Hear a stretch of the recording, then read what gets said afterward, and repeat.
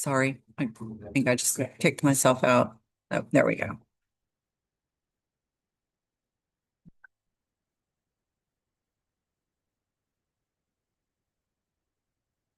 Now I'm sending you the request for multiple share.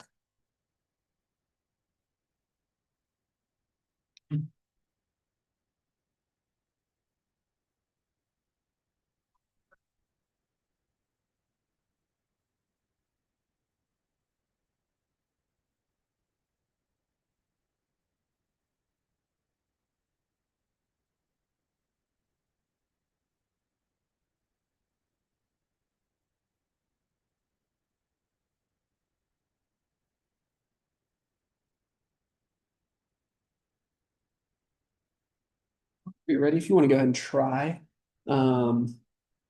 your screen share. The host isn't allowing multiple presenter sharing for this meeting.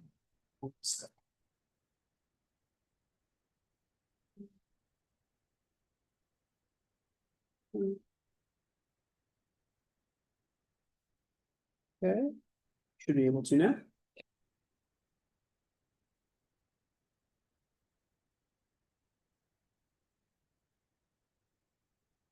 Ooh. Need some of this. There is stuff up that is not what.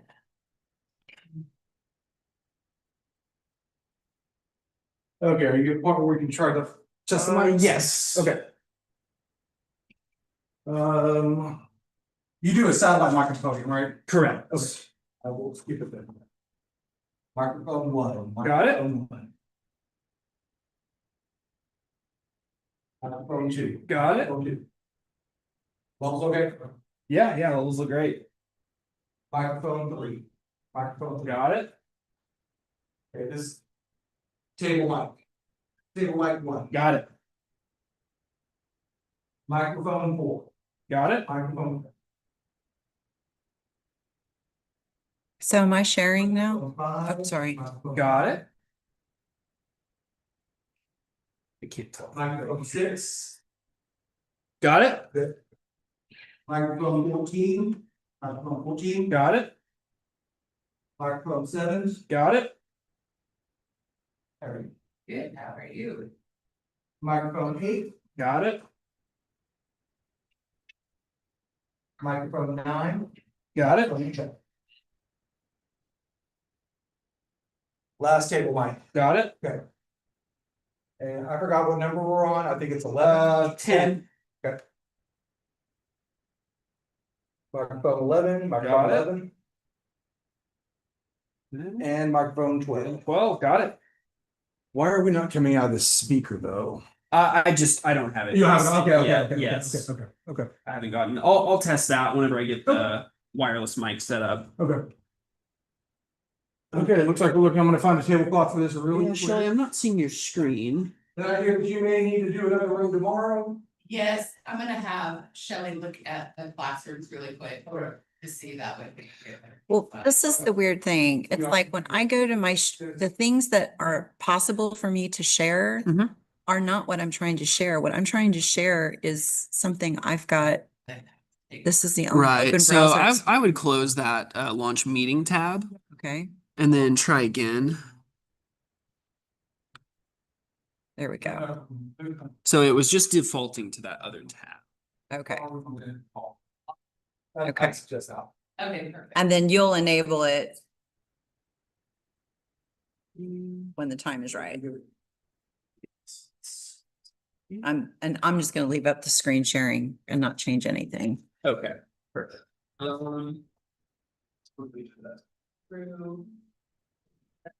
would mute your video though. In Zoom, I think you're. Oh, okay. So I go over here. See. Mute. See what that. Yeah, try mute. See what that does.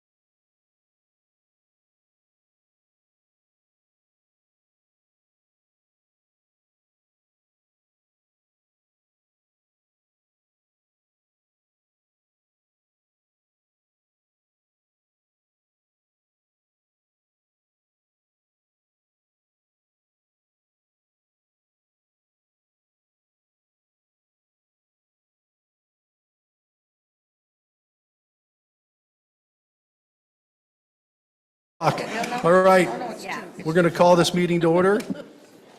Amy, you want to take attendance? Yes, sir. Brian Shelley, Here? Angie Thomas, Kathy White, Here. William Pearson. Here. Damon Gardenhire, Here. Jared Buswell, Here. Kitty Campbell. Here. Courtney Anderson, Here. David Rakakis. We have a quorum and it is 103. There's 103. We're going to start our meeting. Erwin Mason from People's Church is going to provide our invocation. So if you could, please stand.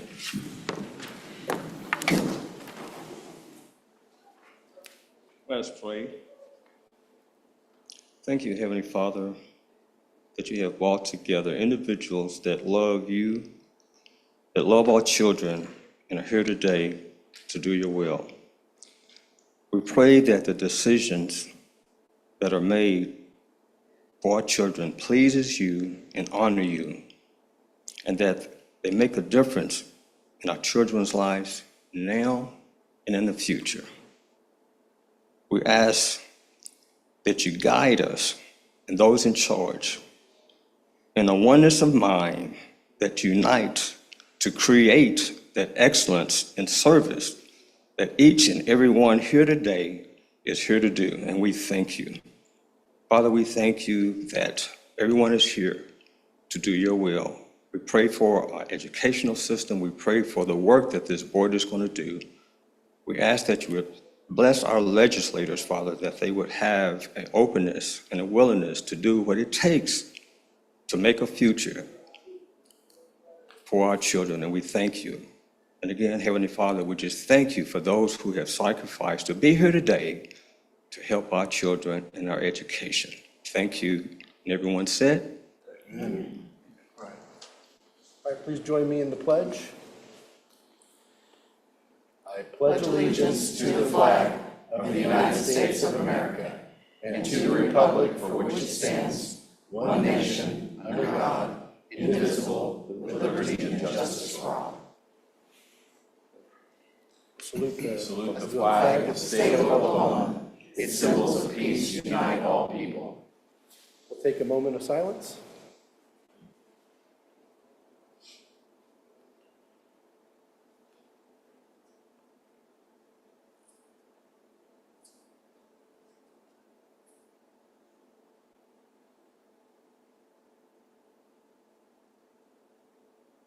All right, we'll get started. Okay. Gotta get my agenda out. Did you call Angie? She said she would make it. Okay.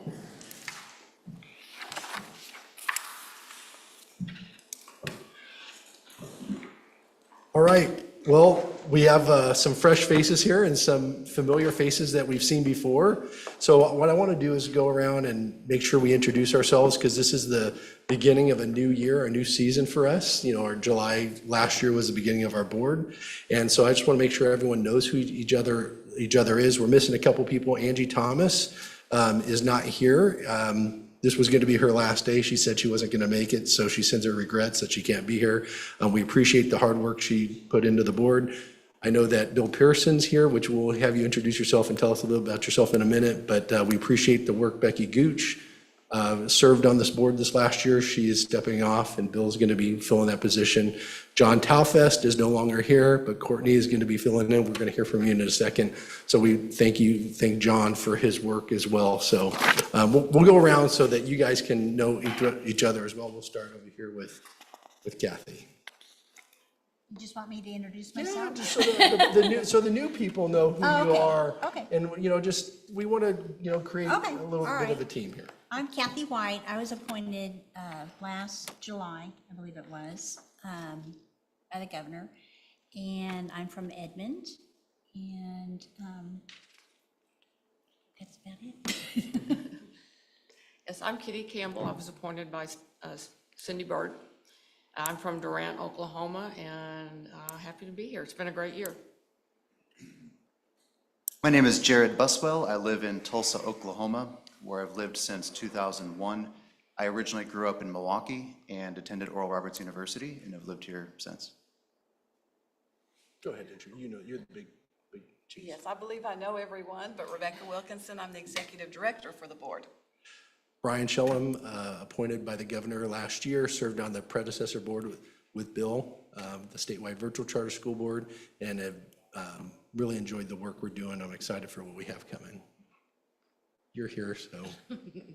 I am Amy Gibson, and I am the board secretary and administrative assistant for the statewide charter school board. I am Bill Pearson.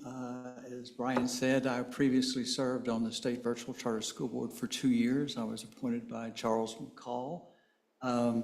This time around, it looks like the Senate House, Senator Paxton decided that maybe I should serve another term or 1 year to fill out the vacancy that was created. I'm from Oologah. Actually, my wife's from Durant, Oklahoma. So we know how to say Durant, we don't say Durant. Damon Gardenhire, born and raised in Oklahoma. I know enough to say Durant too. I grew up in Norman, and that's where I live with my wife and kids. I worked the past 12 plus years for the Walton Family Foundation, and then for the past year, I've been running my own strategic communications and public affairs consultancy. Hi, I'm Courtney Anderson, and I am sitting for the State Department. I have 2 little boys at home and born and raised in Oklahoma, and I'm excited to join your board and start going with all of this fun stuff, and you guys are doing great work. Thomas Schneider, Board Counsel. Is that it? Yep. Thank you, Thomas. Well, If I could just say one thing before we move on, though, I know neither one of them are here today, but if they're listening, just really want to thank Angie Thomas and Becky Gooch for serving this first inaugural year of this board. Their work was invaluable, and they will be missed. yep. And we miss David Rukakis, who is not here today, but hopefully we'll see him next month. So, moving to item 6, public comment. Do we have anybody signed up? We do not. Okay. Just wanted to give them the opportunity. That's why I did that intentionally. We'll go to item 3, action, discussion, and possible action regarding the minutes of June 9th, 2025, regular board meetings. So discussion, and we'll entertain a motion. So moved. Second. Take a call for a vote. Kathy White, Yes. Bill Pearson. Damon Gardenhire, Yes. Jared Buswell, Yes. Kitty Campbell, Yes. Courtney Anderson, Yes. Brian Shellham. Yes. Yeah. Motion carries. Motion carries. Opening comments. So one of the things I wanted to share with you guys, I was watching this video. I don't know if you guys have been to Las Vegas or seen the Luxor, and there's this beam of light that comes out of the top of it. And what's really amazing about this beam of light, it's not one big light bulb or one, it's actually 39 bulbs, each of them 7,000 watts. And there's a series of mirrors that all point in the same direction, which allows it to beam straight up. It's visible from space. If you're flying an aircraft at night, it's visible from up to a little over 250 miles away. And what I thought about this beam of light coming out of this Luxor is what we can do on this board. Is when we're focused on the right objective and all of us working together like those 39 bulbs, focus in the same direction, we can be a light to the schools that we oversee, and that we can hopefully press and be a beacon.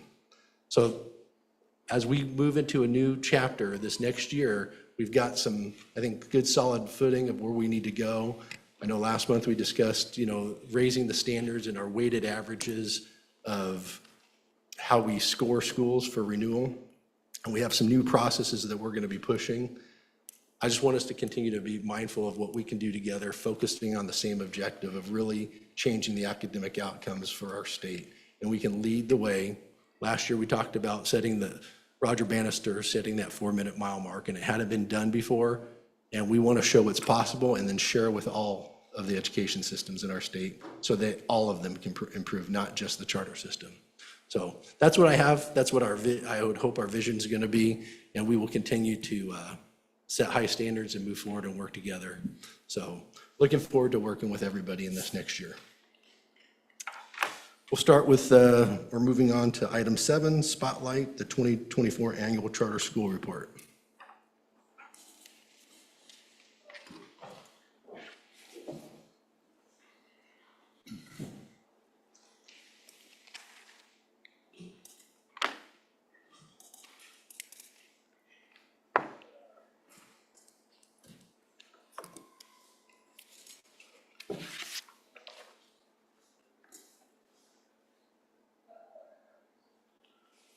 It says I'm screen sharing, but.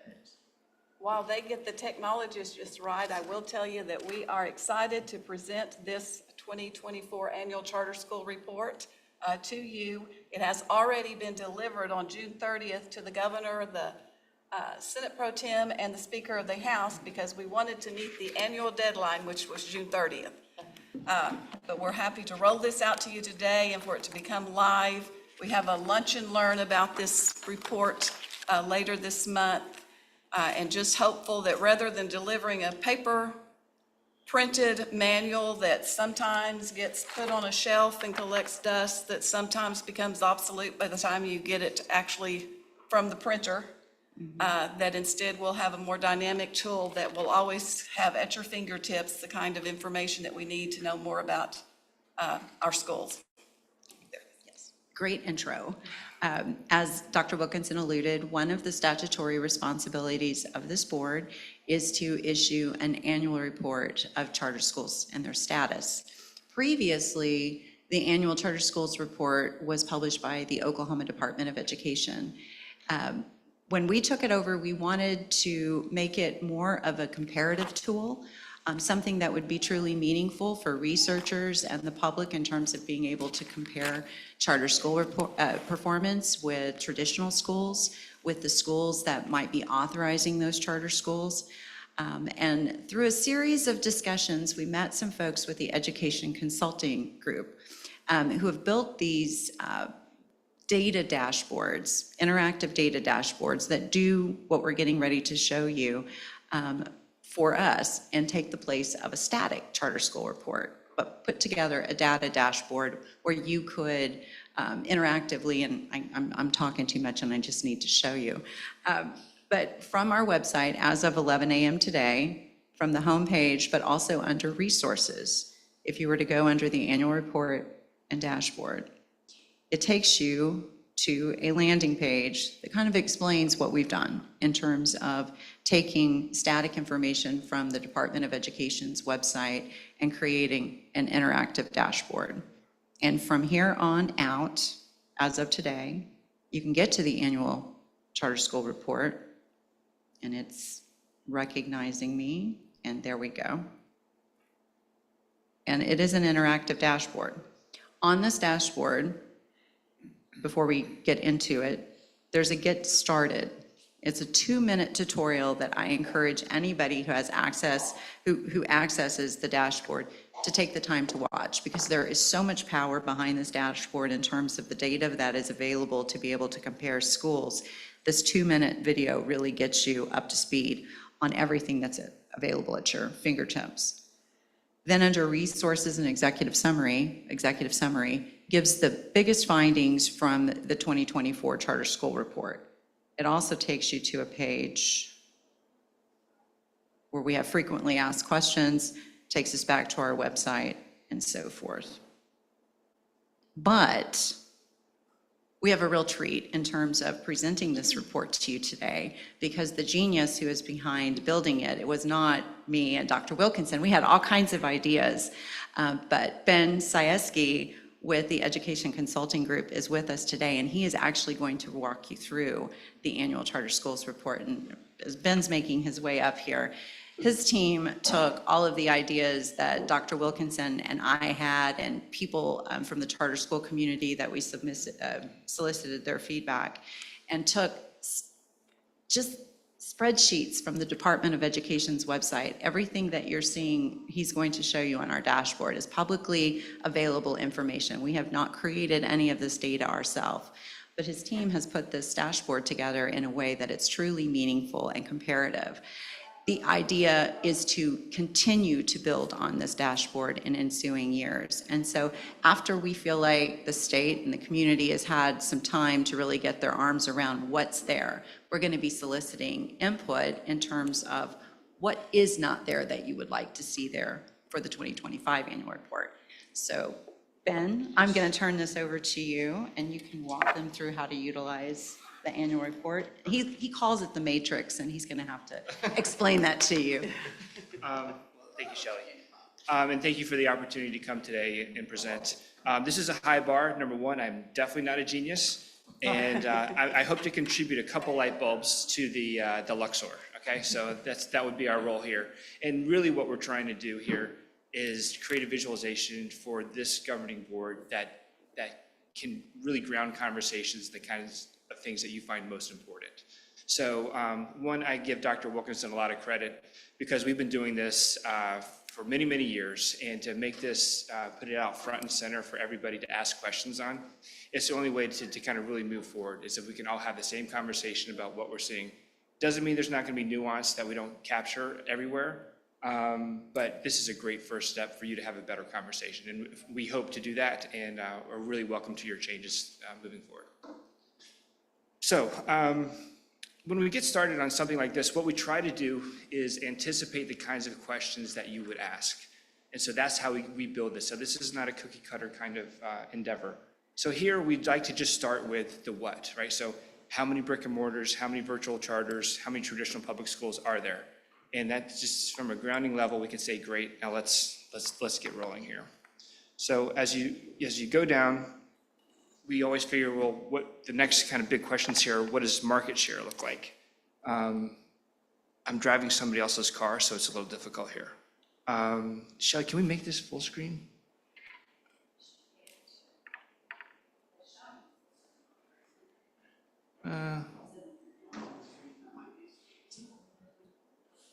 Yeah, that'd be great. Okay. So here, I feel like Elvis now, back to Las Vegas. So here what we try to do is talk about market share. So one, how many students are we serving? How has that changed over the years? And the other thing that you'll notice here is that we're doing this like over years. So you get to see the trajectory, whether we're talking about proficiency, whether we're talking about enrollments, you'll get to see that trend. And that is always a richer piece of the conversation. Nobody likes a snapshot. We like to snapshot this over time. So you get a better idea of what's going on there. And then, Shelley, if we scroll down,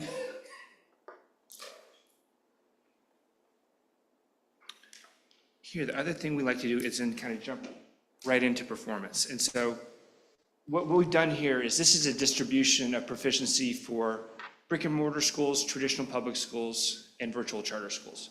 And again, if we play the movie on that, yes, if you go down here, there's a timeline. Just a hair. There you go. So this is interesting.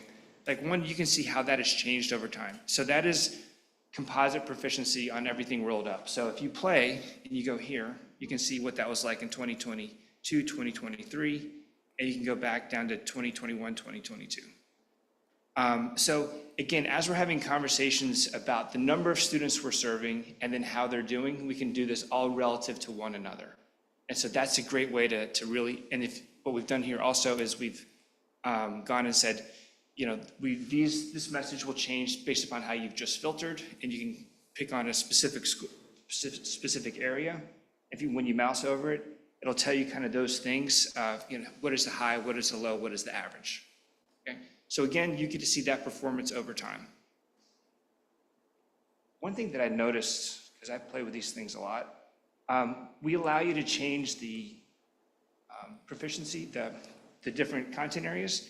And one of the things that was just interesting to me that popped up was, you go back to 21, 22, and you look at brick and mortar charter performance in mathematics, that's where it is. And then now you look at it back in 23, 24, it's made a significant swoop to the right. And that's the kind of things that you're looking at to see that you want to see. So we get to proficiency. If you click on here, what we then allow you to do, if you so choose, is you can look at this by schools or by districts. You can sort them by enrollment or proficiency. So if you want to get a little bit of a different view on this, a nerdier view, you can do that as well, because the way we look at this, you can have this conversation at a legislative level and a governance level, but somebody's always going to want some additional information, and so we always try to pack that away there for you as well. Oh, yeah. It took me a while. Go ahead. You can also sort by charter type, like if you're just interested in looking at virtual performance or brick and mortar, sort by enrollment, and then by districts. So we've gone from like how many are we serving, the enrollments, and the performance, and then the next, we figure, kind of logical question to ask is who exactly are we serving? And so here, what we like to do is to say, when you mouse over one of these sections, and it tells you how many Hispanic students the brick and mortars are serving, how many the virtuals are serving, how many the traditional public schools are serving. You can also, like I said, play that over time to see how these things have changed. So, I call this kind of the whataboutism kind of questions. So you always get the what about this and what about that. And so we can just kind of go to it very quickly. So you can do this by race and ethnicity, and as you'll see there, brick and mortar serve a significantly larger portion of Hispanic students. You can do this also by drop this down and say economically disadvantaged. Another very popular question that comes up in conversations, policy level conversations. And then here you can just get to see the different numbers and percentages served by each sector. Okay?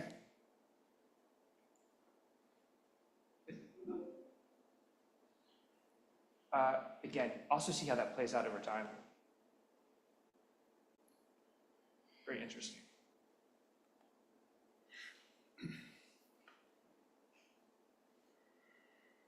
So here we have a scatter plot.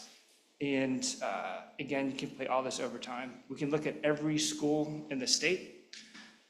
Here we can, now we do have some outliers. So you guys make it a little more difficult with some of the sizes here. So what we do here, this is Epic over here. We can allow you to modify that size group. And so if you wanted to just take a smaller view to make it a little more easy to see.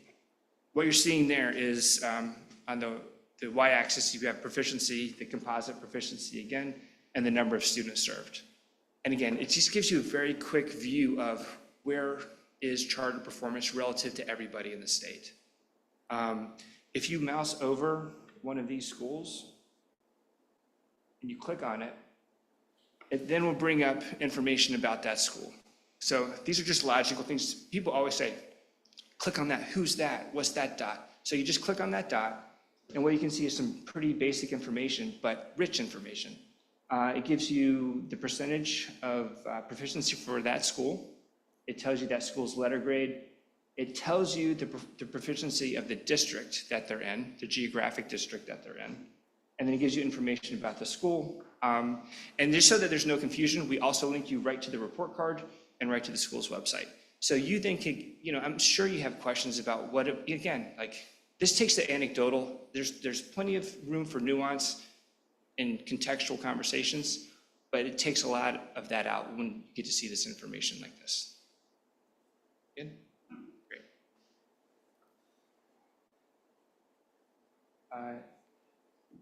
You can also do this we rolled up by district as well. So you can do it by school, you can also do it by district, same kind of thing here.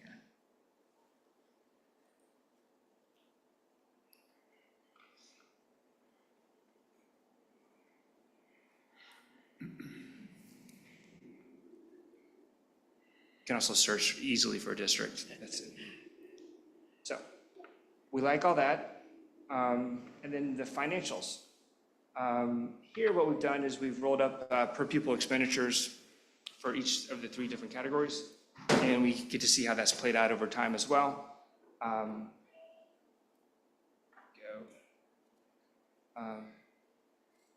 So you can see that change. Now, I believe, Shelley, this is part of your executive summary. Yes. talk to that?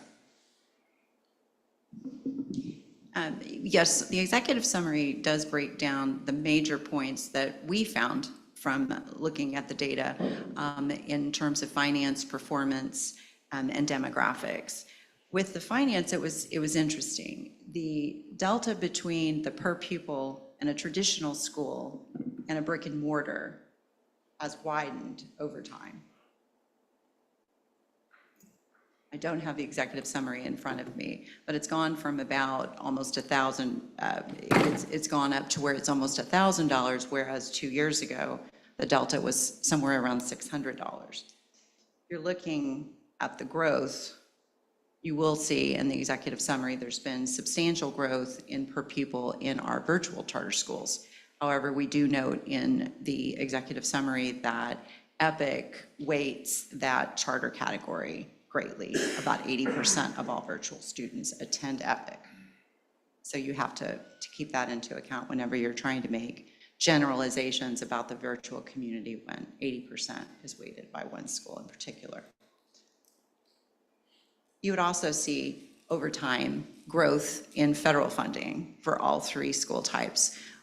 Much of that can be attributed to the COVID-19 funds that all schools across the state received, all schools across the country. We would imagine that by the time you see the 2025 findings, since COVID funding ended in the year that's being studied, the school year 23-24, you're probably going to see a decline in federal funds. But this is what it is as of 2024. Okay, and then finally, to bring it home, we think a map is always great because somebody wants to talk about a specific region, and so we want to make that very easy for you to talk about. So you're talking about the sector as a whole. You've been able to highlight schools and districts on their own, see their proficiency relative to everybody else. You have some notion of cost, and now you can go to see how does this look at specific districts. So here, you can click on a dot, or you can go right to a geographical district. We are here, so let's go here. And when you do that, it just takes you to a very specific view of Oklahoma City. You get to see the charter performance. And again, this is, again, as governing boards, as people coming into the sector, you're also looking for where is their need. And so when you have a map like this, it kind of shows you where you have pockets that you might be able to do. And then again, same thing here. Once you mouse over a school, you can go back in. We color coded by proficiency. You can see who these schools are. Again, you click on the school, you get that same kind of general information. So we're trying to make this so that you can have very specific conversation from the sector as a whole or down to the district or even down to the school about that school's performance over time and relative to everybody else.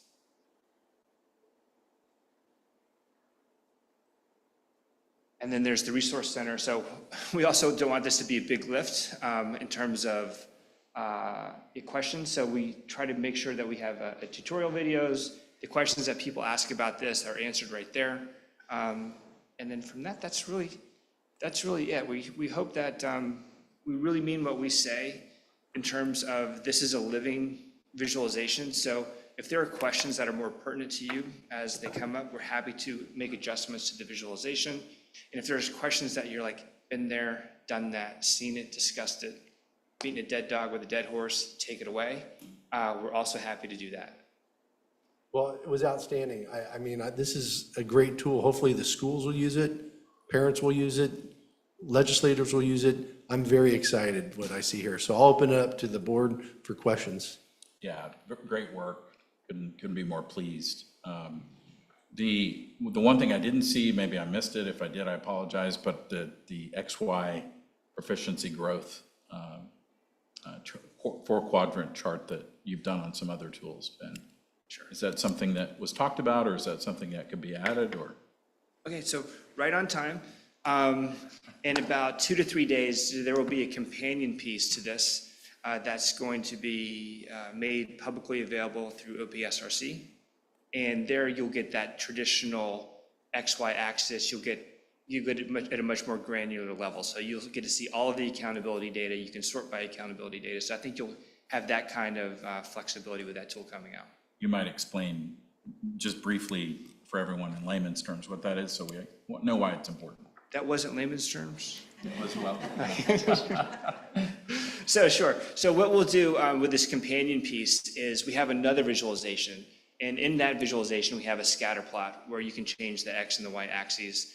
And, we do a lot of it. The traditional view is Y is its proficiency and achievements, and the X axis is growth on your growth metric for the state. And so every dot will be a school. You can sort it by elementary, middle, or high. You can sort it by just show me schools that have between 70 and 100% free and reduced lunch. You can do all those kinds of questions, and really that's also designed to find best practice. I will say, because I've been playing around with that tool, if you sort schools by at least 90% free and reduced lunch and at least 75% Hispanic, you're gonna get some great charter schools with Santa Fe South and Dove that pop up there. So if you go searching for best practice in that manner, you can do it just like that as well. But we have a scatter plot, we have a map there, and then for a lot of the researchers out there, we also allow you to download all of that data. So again, it's a part of it is for transparency. We want people to know exactly what the data are. And then we take it from there, we allow you to export all of those data with a data dictionary, et cetera, and all that kind of stuff. So if you want to add something to that on your own project, you can do that as well. And you can animate over time the one individual school, you can isolate. Yeah, one of the things that I like, we call it a hurricane trail, which, but it's basically you click on a school and you say toggle the trail, and it tells you where that school has been over time. And that's where the really good conversations are, right? Because you can say, okay, you've lived up here in the right place for a long time. What are you doing? Let's bring you in for some best practice. You can go in and see a school that's gone from a low proficiency to higher. You can see that trail. You want to know, well, how do they go from there to there? That's also another kind of thing. And then also you have those more difficult conversations where you've lived in this area and haven't moved much for a very long time. And so being able to show that in a visualization kind of makes that conversation much more real, but it allows for a lot of opportunity. Absolutely. More questions? Yes. I want to say thank you very much for producing this tool. I can think of 6 or 7 people immediately that I'd like to send it to. So thank you for that. An additional feature I'd like to see, or maybe it can do it now, is I would be interested in seeing the ability to just look at charter school adoption. So like the very top of the screen that says, right now, charters are serving 7.4% of this many students. If I could break that down by a school district or by county or some kind of geographical region, having access to both of those, I think that would be an interesting, for me, that would be an interesting set of data to see as well sometime. Sure. I'm sure we can accommodate that. More? Any other questions? I was just going to add that with the, apparently with the addendum that the resource center is going to offer, this is a way we can we can have difficult conversations, but we can also have really positive conversations. Yeah. So I would focus on the latter, but you can tease out bright spots and begin asking, what are they doing at those schools? And how can that be replicated? And should we be focused on expanding those models, where success is, let's pour more resources into that, so. Absolutely. Hey, Becky. Interesting is when we had the first draft or the first version of this come up, I just chose one of our charter schools, ABC Charter School. And within about 15 to 20 minutes in this system, I knew exactly who the kids were in that charter school. I knew the performance of those students, funding for that school, all those kind of pieces. And then I was able to quickly see, well, now how does that compare to its nearest similar school? And then I was able to compare that school to all of the schools that were within that particular community. So, when you think that in 15 to 20 minutes, I can have that kind of understanding of a school that's based on data, that's pretty remarkable. Thus the genius. Yeah. No genius here, but we do say, why suppose when you can know? Yeah. And that's what we're trying to do with these visualizations. So I really thank you for your time. Very much, very much. We're very appreciative. I was going to point out to the discussion with the tandem piece that OKSCSB is going to be rolling out, I believe, in 2 days. 2 days. You can also get to all of the various aspects of the annual report over on this side too. But on our resources page, we will have a tab that will be able to take the public straight to the OKSRC's dashboard as well. So we consider it to be a tandem piece to our comparative analysis as well. And we only showed you a portion of what is available here. We were really 1,000 feet, but there's a lot of data, as Dr. Wilkinson indicated, on every individual charter school within this report. The executive summary is right there. We encourage you all to read that. We have a press release that should be going out around 2 o'clock this afternoon that breaks down the biggest findings from the report as well. And we'll make sure and get that copy of that as well to you. Well, I think we do have members of the press here. Make sure you guys are getting. Absolutely, I've already been plugging. Powerful. And This one is last the thing that- story for today. Yeah. One last thing I would like to say, if anybody has any influence in this room, we will update these data here as soon as we can. So whatever you can do to help with that, we will update as quickly as possible. No, just mindful, obviously you're using traditional public schools, you're getting their data as well. We're getting Right. everybody's data, that's correct. Now, just as a thought, I love that it's on our website. Should we encourage SDE to use this as well and say, hey, this is the reality of what's going on? I mean, because obviously we're kind of, I will say, the tip of the sword of the charter movement, saying we're going to have different learning models and all that, but we really want all students in Oklahoma to do well and parents to have information. So I would hope. Well, I would point out that it's OPSRC who secured a 3-year grant to create this. And so you're going to be able to have access to all of that data from the OPSRC website as well as ours, because they have agreed to let us link to it from our website. But all of the data is coming from the Department of Education. It's all publicly available data that they have produced. Ben's team has just synthesized this in a beautiful way where Yeah, you've done the makes hard sense. work. I mean, let's just leverage it for everybody in our state is what I would say is, it's, the taxpayers paid for it. Let's make sure the information continues to get to more people. Everybody wants better outcomes for all of the students in Oklahoma. Well, the other thing we say is we don't care where best practice resides, we just want to know where it is. And I think that's exactly how we would think about your comment about, this is good for anybody because you get to go out and find that best practice. Absolutely. All right, well, thank you guys very much. Do you want to speak just quickly to the fourth Thursday, if there are those in this room or those listening that may want to know more about the system? Yes, we are launching our Lunch and Learn series. Fourth Thursday of every month, we will offer a training opportunity for board members to earn an hour of credit, but we also are going to have topics every month that we feel like charter superintendents, those within the community, lawmakers, they will find interesting. Our very first one is on the 2024 charter school report, and we're going to be going over how to use this tool. We'll have an hour to do so. I think I saw a board member, Mr. Beswell, is already registered to attend that. We encourage all of you. It's going to be within 1 hour, 12 to 1, fourth Thursday of the month. We're going to devote it to this topic for this month and take questions and also get feedback from the participants about what would they find interesting and meaningful for us to add for the 2025 report. So you should have been getting information through the newsletter about how to sign up, but if you haven't, let me know and I'll make sure we get the information to you.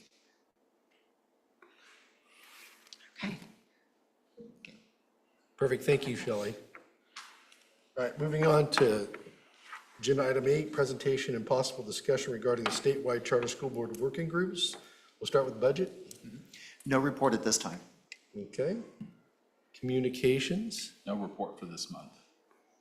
governance, David. I will speak on his behalf. We do have a meeting tomorrow with charter school leadership, the Charter School Association, others active in the charter community to talk about potential legislation and what are our needs and our strategy moving forward. Perfect. And then our Horizon, Becky Gooch chaired that, and as she's stepped off, we need to, discuss who would like to potentially chair that committee. So nobody on the spot right now, but I don't think, think about it, and consider if you'd like to serve in that capacity and helping, Horizon, we're getting great results out of that. It's a digitally enhanced campus, so very excited what we can do there, so. All right, moving on to 9, we'll start with 9A, administration, presentation and possible discussion regarding school year 2023 to 2024 performance frameworks for the following virtual charter schools. We'll start with Oklahoma Virtual Charter Academy.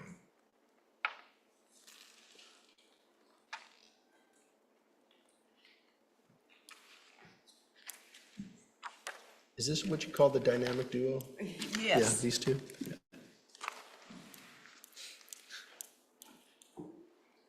Soon to be the dynamic quadruple as we are building our lighthouse on our school performance team. But for now, yes, the dynamic duo. That being said, do you mind if I reorder just a little bit? We have it set up to talk about e-school first, and it actually appears No first problem, if you would in your like, packet. yeah, absolutely. Okay, so just a reminder, per statute, this board shall annually evaluate the charter schools or virtual charter schools according to the performance framework. The results of the evaluation shall be presented to both this board and the governing board of the school in open meetings. Last month, we presented 5 of the 10 performance framework evaluations. Today, we present 2 more for the school year 2023-2024. This evening, I will present the results at eSchool's governing board meeting, and then later at an OVCA governing board meeting. But for now, let's specifically talk about eSchool Virtual Charter Academy. eSchool is a K-12 virtual charter school that opened in the 2019-2020 school year. So the 2023-2024 year under review was the 5th and final year in their prior charter contract cycle. eSchool is a college and career readiness focused program. Its high school requires completion of a rigorous 4x4 curriculum, including mandatory AP course completion. The school's overall performance framework score is 69.7. Had this been a year that guided renewal, this score would have required the school to submit a reauthorization application for consideration. However, they were already renewed and are already in their next 5-year contract term. So let's hear from Dr. Smith about the school's academic performance. Good afternoon, Chairman Shellum and members of the board. As mentioned during our June board meeting, the academic performance framework currently relies heavily on results of the state mandated assessments in English language arts and in mathematics. These scores are not adjusted. They are the assessment results that are provided through the Oklahoma State Department of Education's single sign-on portal for all public schools in the state of Oklahoma. The State Department of Education does not include student populations of fewer than 24 students in their reportings. However, due to our lower enrollment numbers in many of our charter schools, the statewide charter school board includes in all of our indicators the reporting of at least 10 students in the group, meaning the grade level, as well as in any of our subgroups, meaning students in each grade level meeting the OSDE's special education, economically disadvantaged, or English learner categories. Beginning with next year's performance framework, additional academic measures will be included to evaluate student academic growth, providing us with a more robust picture of academics in charter schools authorized by this board. So starting off today with eSchool Virtual Charter Academy, eSchool had an overall academic performance score of 28%, earning 1.96 of 7 possible points. eSchool Virtual Charter Academy surpassed the state proficiency level in English language arts in 4th, 6th, and 8th grades. While 7th grade did not meet the state level of performance in English language arts, they did increase their proficiency level by at least 5% from the previous school year, allowing them a score on the report. Although the school did not meet state proficiency levels in mathematics at any grade level, the 6th and the 8th grades did increase their proficiency level by, again, at least 5% from the preceding school year, allowing points in those categories. Any questions on the academic section for eSchool at this time? I'm going to save mine for the end. Okay. Okay, so still talking about eSchool Virtual Charter Academy for their financial performance framework score. They actually scored a perfect 100% on their financial performance framework, receiving all 40 points possible. This means that all of their financial stability, accountability, and governance criteria were met. Criteria such as having a clean audit, maintaining compliance, and reviewing finances at their school governing board meetings. I don't have much to say more than 100% was a really good financial score. And unless you have questions, I can move on to organizational performance framework. So for their organizational performance framework, they scored 94%, receiving 31 out of 33 total possible points.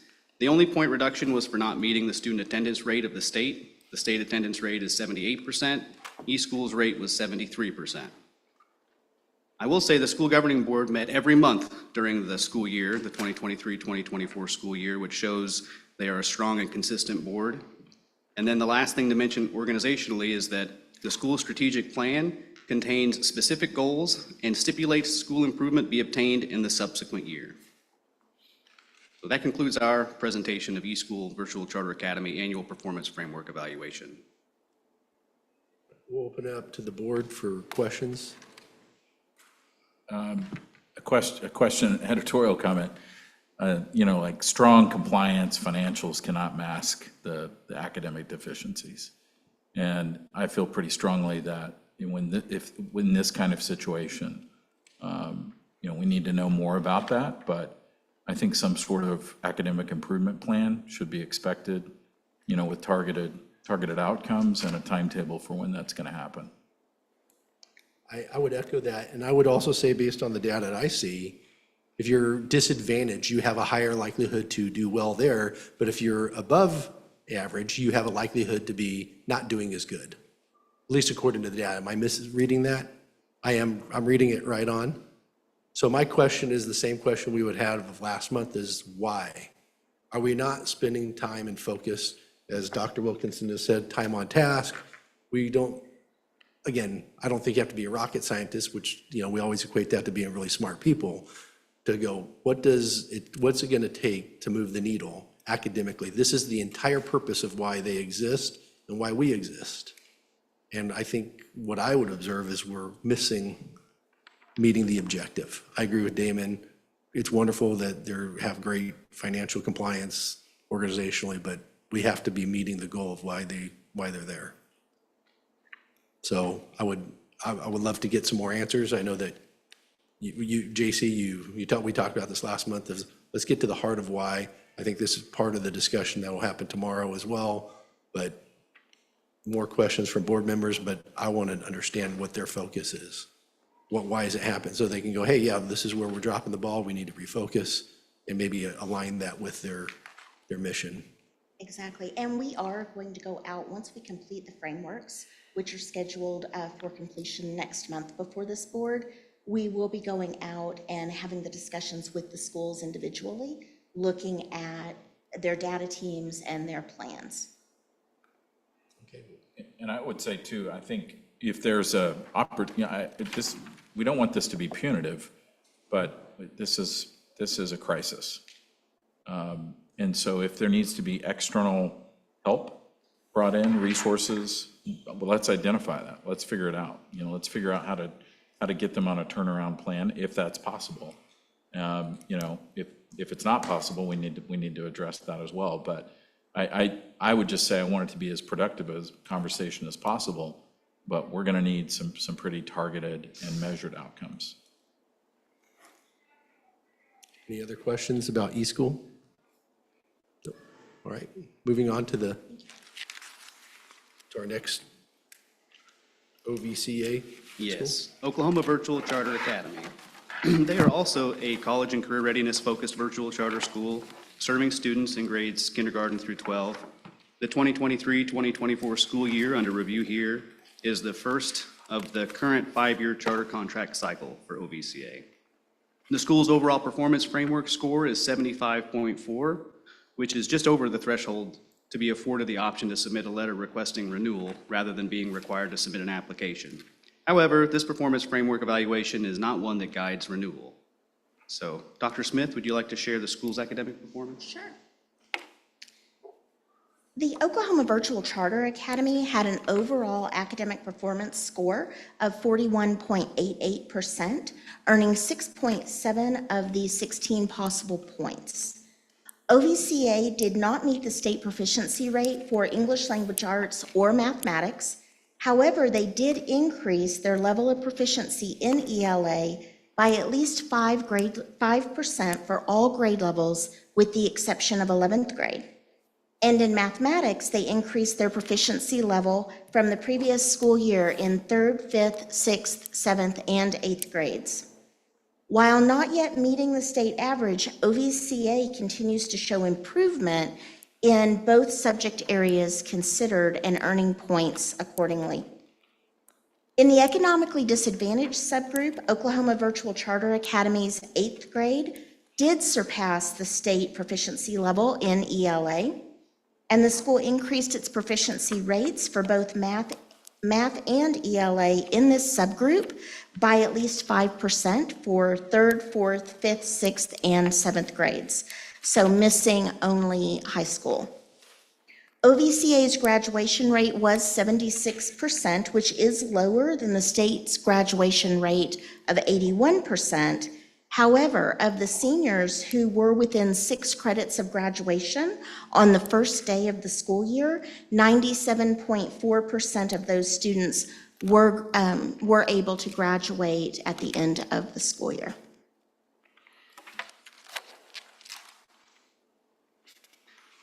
As for OVCA's score on their financial performance framework, they scored 96% because they received 40.5 out of the total possible points of 42.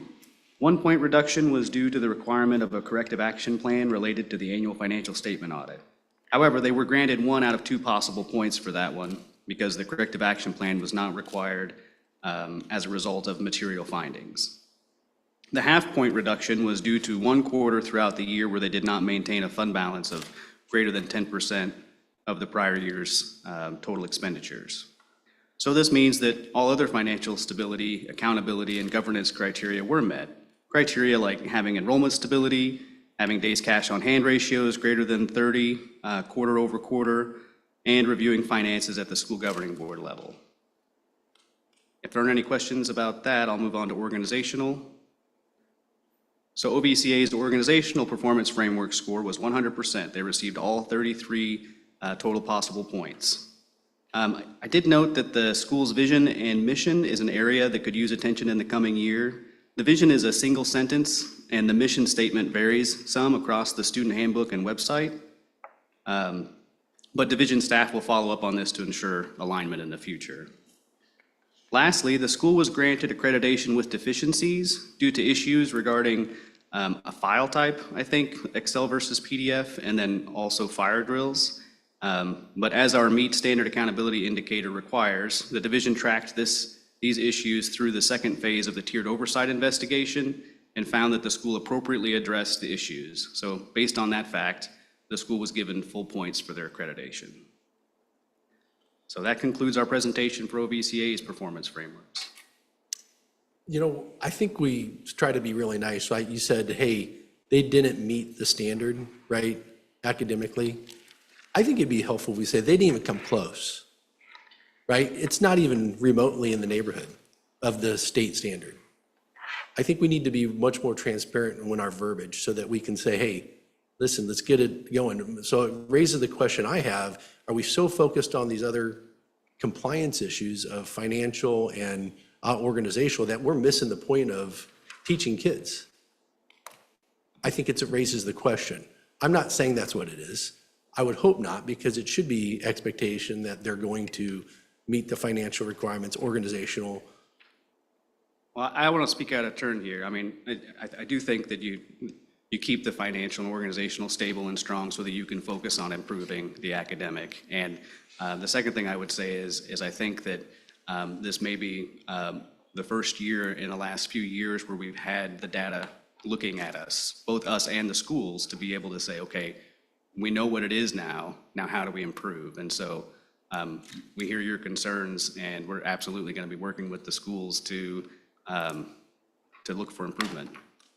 I think it just speaks to our role as board members more than, putting it on your shoulders. And I think that the performance index, we discussed this last time, is not weighted heavily enough on academics. And that allows a masking to occur, essentially. But when it's staring you in the face like this, it's just really hard to say with a straight face, well, they're at 75%, so I guess that's good enough, when the academics are so low. And I think it just kind of glaringly points out the obvious, which is that the weights are off. And if the weights were adjusted on an empirical basis, we need to have some sort of logic model that informs how those weights should probably be adjusted. It shouldn't just be like my opinion, but I think that academics should be a lot higher than it is. I will tell you that it did come up last month, and we have begun our research to look into what are other states doing, what are the 3 big national organizations recommending in this area. We have already begun drafting our administrative rules for discussion at the August meeting, and this area is highlighted for discussion consideration. Well, we appreciate that. And just give some additional thought before you get to August meeting, because it's pretty much all over the place nationally as to how they're handling this kind of situation. Becky, in any research on, is there an empirical benchmark that could inform us? I don't want to say from a scientific perspective, but something that says, here's probably the best practice on the weighting of these types of models. What we've heard most often at this point is, and we need to do some more work on that, but I will tell you that what we've heard is a lot of people going away from this index because they do think it skews the ability to make the right decision at the end of. The new index, yeah. Yeah. Okay. So. Yeah, if it's not working, right, let's change it. Yeah, As I was looking at these documents earlier, I noticed these are 2 good examples of, on this issue, I want to reemphasize from another angle that there was one report where there were only 7 possible points on the academic framework, whereas we're looking at numbers 40, 33 in the organizational and financial categories. And even though some of those points unavailable, so it depends on grade levels, is there a special education program, all those things. Even if all of those things were maxed out, do you know on the current framework what the possible point value would be if there were no lines not applicable? I think we're still talking in the 30s. But it's just emblematic. It doesn't, the way the framework is structured, it doesn't matter if there were 100 or 200 possible points. It doesn't change the weighting. But it is demonstrative of the lack of emphasis on the ability to score in detail the academic performance of an individual school. I will need to go back and look at those. The copy that I brought with me does not have, if it did not pertain to the school, it doesn't have that in it. We are missing quite a few points in these categories. We will have more next year when we do put into place the internal assessments. We'll have those. And besides that, really what we're looking at is low student count in the groups and in the subgroups that cause them not to be considered because they have fewer than 10. But I think the point differences between the 3, that's definitely something to look at as well. Yes. So my question, and I think many of us grew up where our class sizes were much larger. I remember 30, 35 seemed to be the normal, seemed to be still effective, but the argument's been made, smaller class sizes, more focused attention. You're making, well, this is the case model of lower class sizes, more focused attention, worse results. Empirical, looking at the data, right? I'm not trying to be emotional here, but we're going, what's going on here, right? I think it's worth answering the question. Maybe there's a case to be made, more students in a group that help one another. I don't know. It would just be nice to go, hey, how do we push and say, hey, we want better outcomes? I know that they probably desire better outcomes. I'm not saying they don't have, they have a bad heart, but we got to go, we need to be helping them get there. And this board, I know everyone here is committed to that. I know you guys as a staff, Becky Wilkinson is saying, hey, we're going to do whatever we can. So more questions, thoughts from our board members. I want to present one possible idea to our staff to entertain, that in providing a greater weighting to academics to be open to the possibility of looking at even breaking up the broad category of academics into two broad areas, whatever those are. This is not a good idea, but for example, you could separate between academic performance and academic growth. The reason why that idea is a poor idea is that if you have a high-performing school that's high-performing year after year, it's not going to score very high on the growth area. But as an example, that may be an idea to entertain. Katie? I noticed on the tables, the state score and the district scores are identical, except for some of the high school. Is that correct? It is correct in this case because they are the virtual schools, and virtual schools have a boundary of the entire state. When you go and you look at our schools that are brick and mortar, for instance, when we looked at Lamond last month, it was just Norman that we were looking at. So there was variance there. All right, any other questions? I think we're good. Thank you so much for your presentation. Moving on to 9B, action, presentation, discussion, and possible action regarding consideration to secure an accounting firm to investigate and provide recommendations directly to the statewide charter school board regarding Epic Charter Schools' financial and organization performance. Becky? I have asked Mr. Lesnia to stay at the podium to speak to this. He is our primary financial officer for the charter schools in the office. He is a CPA and a certified internal auditor. I can assure you that he has already been meeting with Epic and looking at their data, but we have discussed this in depth, and we both agree that a next level of eyes on the Epic financial situation would be appropriate. So what would you add to that, Mr. Leslie? Yeah, thank you. I was just going to kind of walk you guys through the short story of, you know, how the concerns came to light, and so you have an idea of what agency staff has been doing and kind of where we're at with it as of today. So school leadership brought concerns to our attention in May of 2025 in an effort of transparency and collaboration. It began with some concerns about maintaining a healthy fund balance and the possible need to reduce staffing again, which was the second time in the same school year. And between their internal investigation and my investigation into their financial reports, there was a concern regarding the potential negative fund balance at year end. We kind of agreed that that was due to over-projected revenues and under-projected expenses. So I reviewed the records on site with the new CFO and have been in talks with him regularly over the past many weeks. Essentially, these concerns bring questions about the long-term financial stability of the school. However, in everything that I've looked at, and my understanding is in everything that he's looked at, no fraud has been identified up to this point. So my understanding is that internally they are simplifying processes and have confirmed that although the financials are not formally closed out for the year, they expect that the fund balance as of June 30th of 2025 will be a positive fund balance. The school did not use the recently approved line of credit for fiscal year 2025. So they ended the year with a positive fund balance without using that loan. Now, the line of credit will help them get through the first couple of months as schools do not receive state aid in July. So we have a meeting with school leadership next Thursday to follow up on the notice of concern letter that was sent in June and address any other concerns at that time. So after that meeting, we'll then meet with the board chair to make sure that we're all on the same page. And finally, if this agenda item is approved today, we will contact firms to engage in a review. The scope of the review will be specific to confirming the stability generating changes that we expect to be outlined in the response to the notice of concern letter.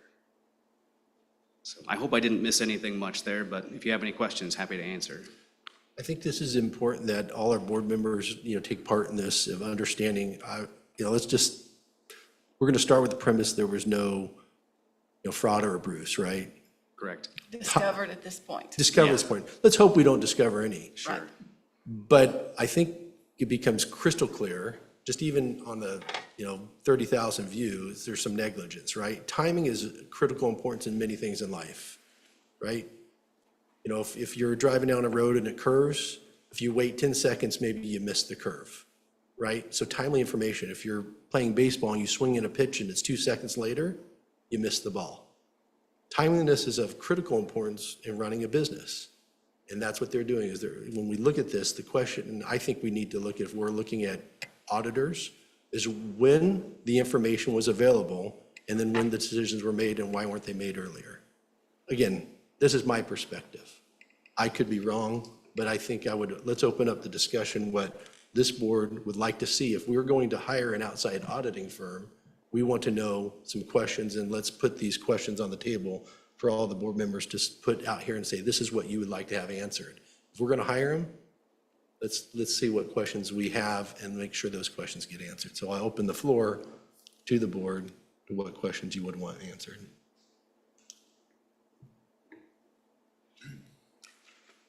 While you give that some thought, because I see questions coming, but I kind of see the wheels turning in your minds as well.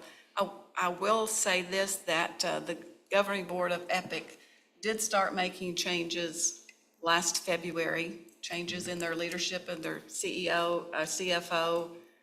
There is a new interim superintendent in place at this point. They did establish a treasury, a financial committee, so some steps have been taken. But yes, I think it's firm that as we go out, we have a short list of potential auditing firms that we might use, but what guidance do we need to give them as to what do we want to know when this is done? I just had kind of a big global perspective question on whatever firm we end up going with. Are they going to keep themselves limited to the financial piece, or would they also be auditing operational perspective, leadership perspective, et cetera? I think that's a question for me, because I feel like it's all sort of part of a Gestalt picture. And you can't just sort of tease out one from the other necessarily. And if we're not necessarily looking at, any potential fraud or abuse, but rather some bad decision-making, that's an operational leadership, capacity. So I feel like we have to have somebody that's willing or capable and has the ability and shown a track record for being able to review both from a financial and operational standpoint. I would agree. If it was mismanagement because they put in place programs that they really didn't have the funds to support, that type of thing, and those two do go hand in hand. Yeah. And then I think another broader question for me, and I think this would also relate to whatever firm we decide is the best fit for this, give us a perspective, executive summary, a breakdown on, so that we can really understand the types of corrective actions that have been taken to date, and then what the EPIC leadership currently is looking at in terms of additional corrective actions. Those are my two big ones. I think we can also add to operational, but performance type audits. Yeah.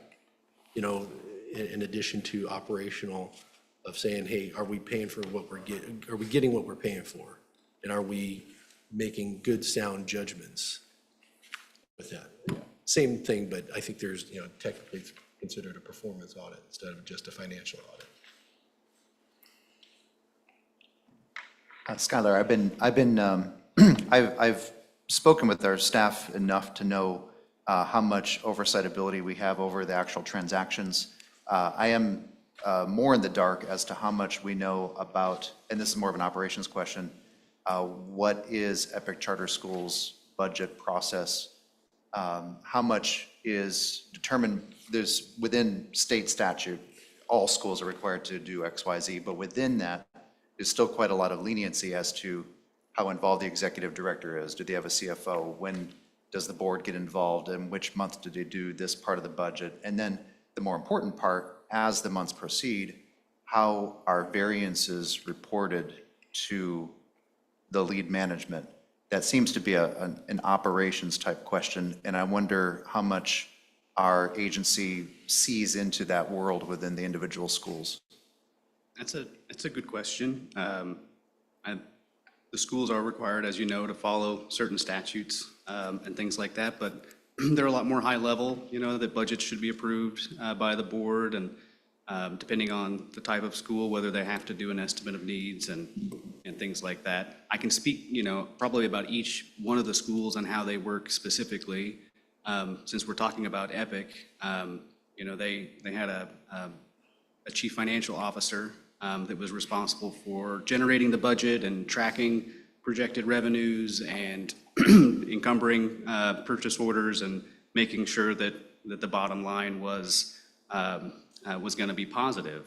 And I think that no matter how many questions you ask, if you have someone that is capable and competent in that position, you put your trust in them. And even though there's multi-levels, you know, there's an annual financial statement audit, the budgets are coming to the board with intelligent folks just like you reviewing the budget. If the budget looks like it's got a positive fund balance at the end, and, you know, to the best of your knowledge, the compliance with the Oklahoma cost accounting system, you assume that, you know, the expenditures are being reported accurately, the revenues being projected accurately. And what my understanding is what happened is that the CFO at the time was still convinced that that there would be a positive fund balance at the end of the year. So I think that there was just some maybe over-reliance on historical things, or I'm not really sure. You know, I think mismanagement is probably a really good word to have said, because while, again, we have not isolated or identified any fraud, if you look at the projections, right, for revenue and expenditures versus actuals, I mean, it was just clear and obvious that it should have been pointed out sooner. And The so projections, they're using wrong numbers, right? They should know exactly how many kids are in their school. Yeah. Which is a multiplier of per pupil funding, right? I mean, this isn't a really well, hard and they only get equation. those calculations a couple times a year. But what we're talking about is like one of the things that we identified, and I say we, the new CFO really identified it, and I was able to, I think, help confirm it, was that there were several $1 million in projected federal revenue that was over projected. And that's one of those things, it's reimbursable, so you have to spend the money to be able to get it. So if you have a variation on that, I mean, you can quickly turn yourself around. And then it's kind of I don't want to say it's a mystery because that sounds terrible when you're talking about finances, but how it came down to staff salaries. Staff salaries, the POs were under expected. And that's what kind of led to it's one of the reasons that they considered doing layoffs twice in the same year. And so, I mean, those are obvious things that, like, you can't keep doing that. You know, you're gonna have staff that are worried about their futures and things like that. So they have to be able to get to stability, or their whole financial future is gonna be unstable. And so I believe that they've taken many actions that have got them closer to that. And I think it's encouraging that they had a positive fund balance at the end of the year. And I think I think that they are open to the idea of having an auditor come in, you know, because if there is more that needs to be done, they would rather do it and maintain the stability of their school rather than miss it. Now, the positive fund balance, though, could that be contributed to the requirement that we have to keep X number of dollars in excess? So the practices that this board and legislative have put really have saved their tail, right? Because if that wasn't in place, they could have been in the negative very easily. Or is a positive fund balance in relationship to the layoffs that they had? My understanding is that the actions that they took between February and June 30th saved them enough money to maintain a positive That they fund didn't have balance. to take advantage of that line of credit that they were talking about? That's right, Bill. All right. Did they ever fail to pay any of their commitments or their warrants or their debts that they had? Were they ever delinquent in making any of those payments?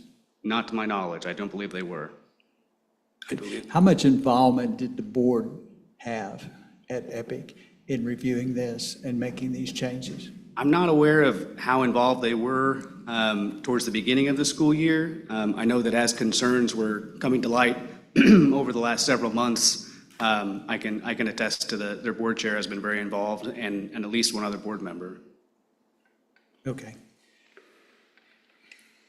Mr. Chairman, there are several things that I think are worth noting in the administrative rules. And one of the things that you just mentioned was you're required to have 10% holdback in what you're supposed to have.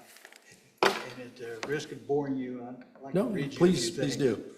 Said, did the school have a negative fund balance at the end of the fiscal year? That was one of the questions that the board is responsible to find out.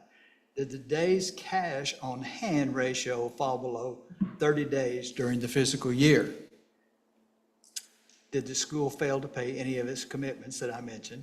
Did the school maintain a fund balance of greater than 10% of the prior fiscal year's total?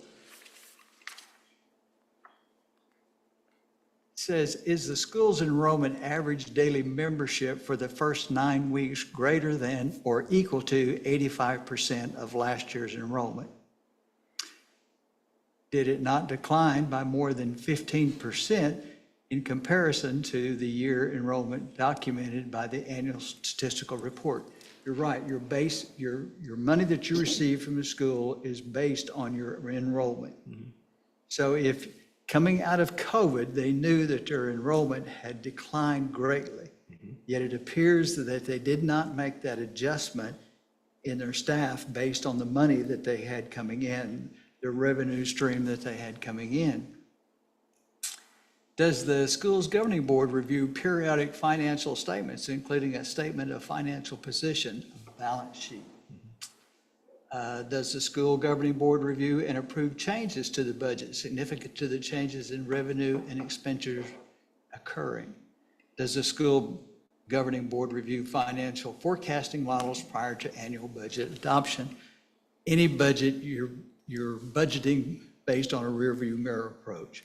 You're looking at last year, your revenue stream, what your enrollment was. You do the same thing in municipalities, you do the same thing in But business. really, budgets are for the future. But you've got to stay on top of that and get to the point where if you see that your revenue stream is drying up, then you've got to make the necessary adjustments. You can't have a significant amount of lag time there. And then it says, does the governing board review the audited financial statements and address all findings? By statute, they're required to have an annual audit. Those audits aren't forensic audits. If you've ever been involved in one within government, it's more of an accounting procedural audit and making sure that your purchase orders jive with your bank statements is basically what it boils down to. What I think we're asking for as a board is for an auditing group that specializes in forensic audits to go in and look at perhaps there was some fraud, or perhaps it was just mismanagement that went on. In my mind, as you say, a 30,000 aerial view, it looks like very poor mismanagement and a board that was disengaged, that wasn't looking at the finances, as one wasn't reacting in a timely manner, is what I see.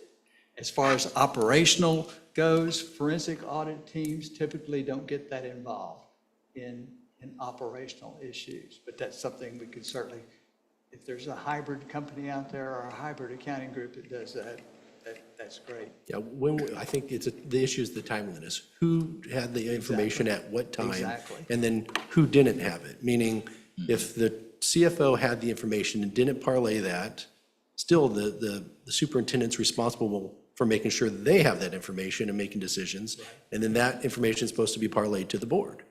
And was the information that the chief financial officer, the treasurer, and the superintendent providing to the board, was that accurate and current information? Correct.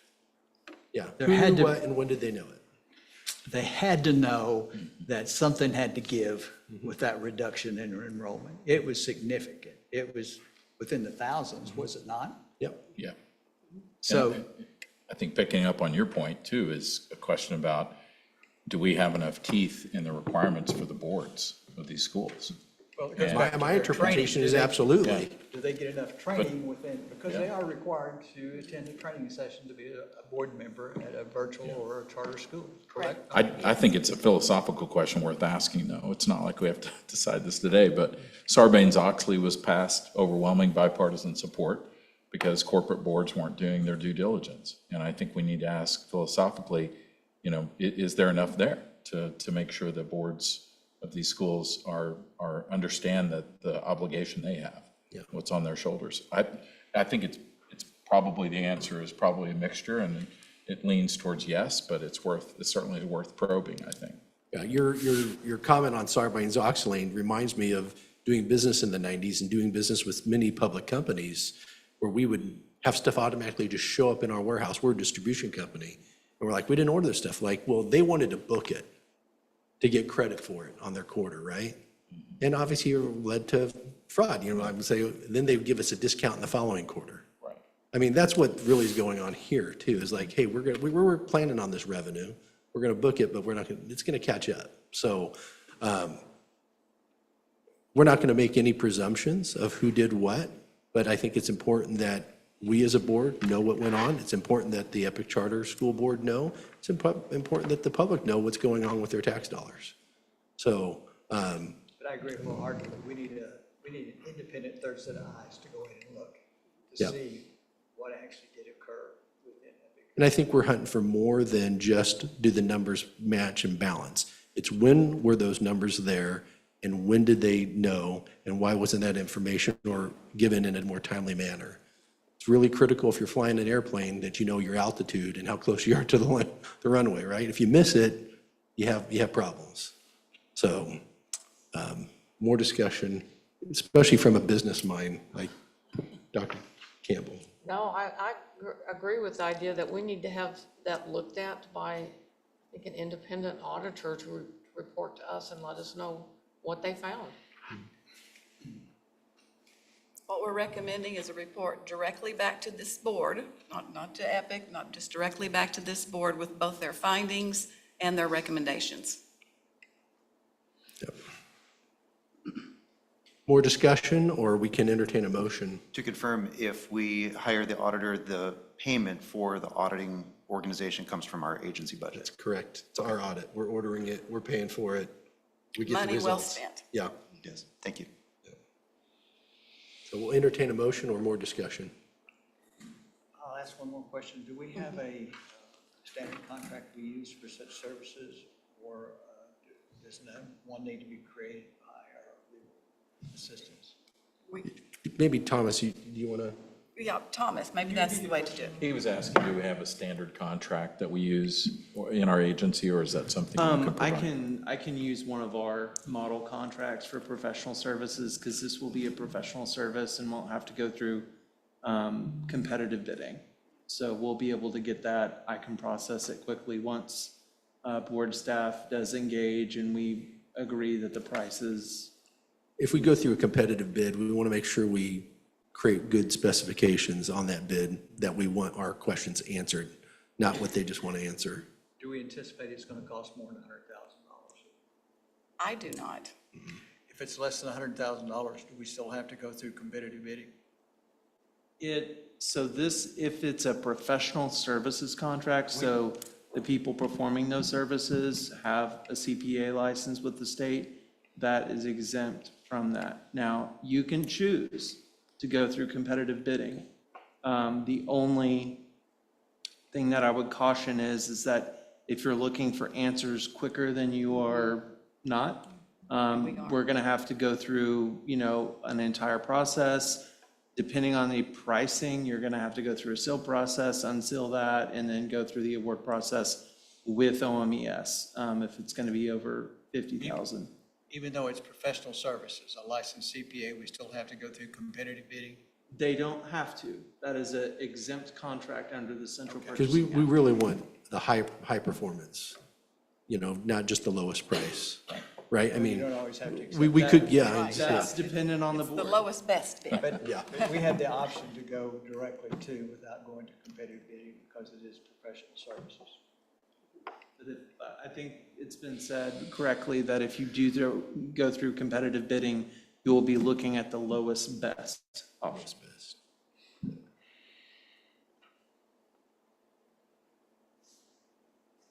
Well, we'd like to entertain a motion then, if anybody's willing to make that motion.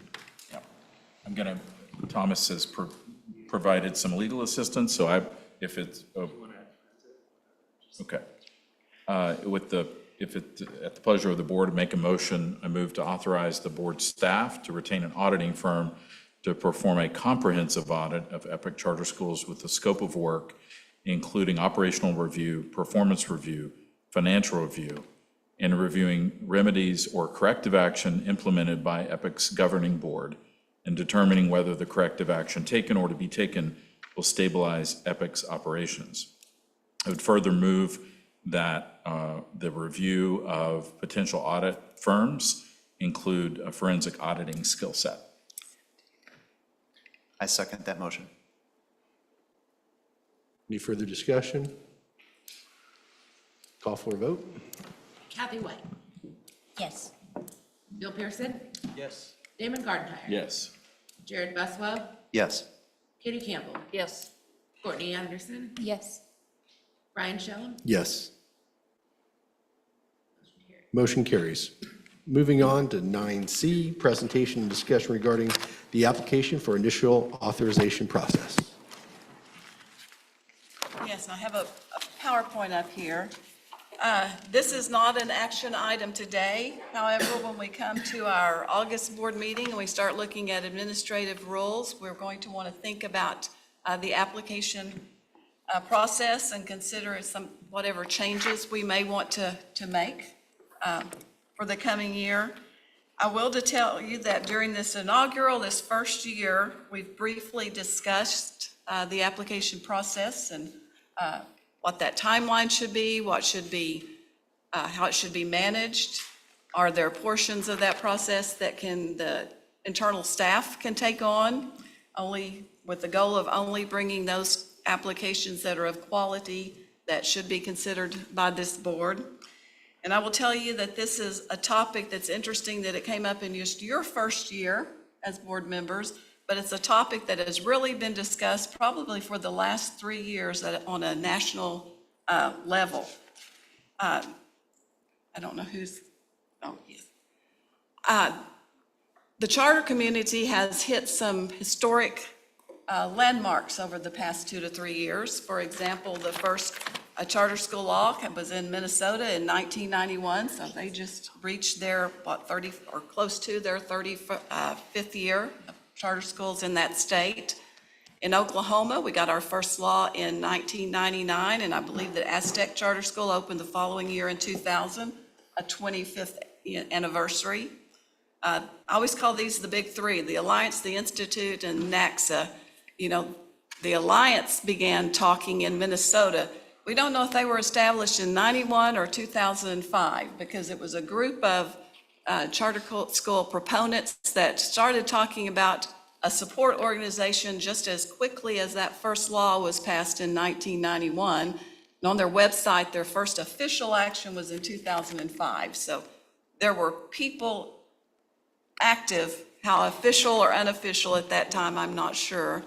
Charter School Institute has been around for just over 25 years, and NACSA, the authorizers professional organization, for 25 years. So as we began to hit these landmarks, lots of people began to ask the question, and it's a fair question: are we getting it right? You know, we know that there are lots of successes in charter schools across this country.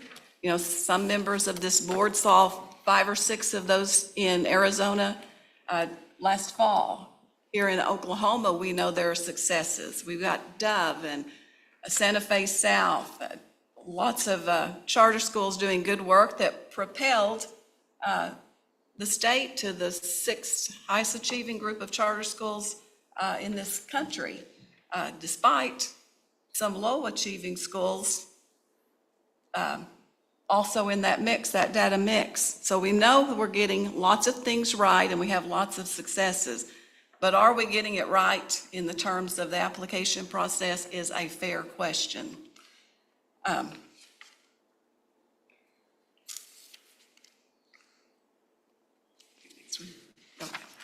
So I think that NACSA just put out this paragraph, and I really thought it said it well. If we're rethinking it, if we've been maybe perhaps opening too many charter schools who didn't have the solid kind of vision and plan that we would have hoped, that resulted in quality seats for kids, because we wanted to get charter schools established. And then we began to be a little bit more bureaucratic. So I thought this paragraph just summed it up well. So over the years, authorizing practice has added more and more, including in the Charter School Act in Oklahoma, to the written submission requirements for a potential new school. The application process has become less about the school founders demonstrating a compelling vision and plan, along with their capacities to launch and sustain a school.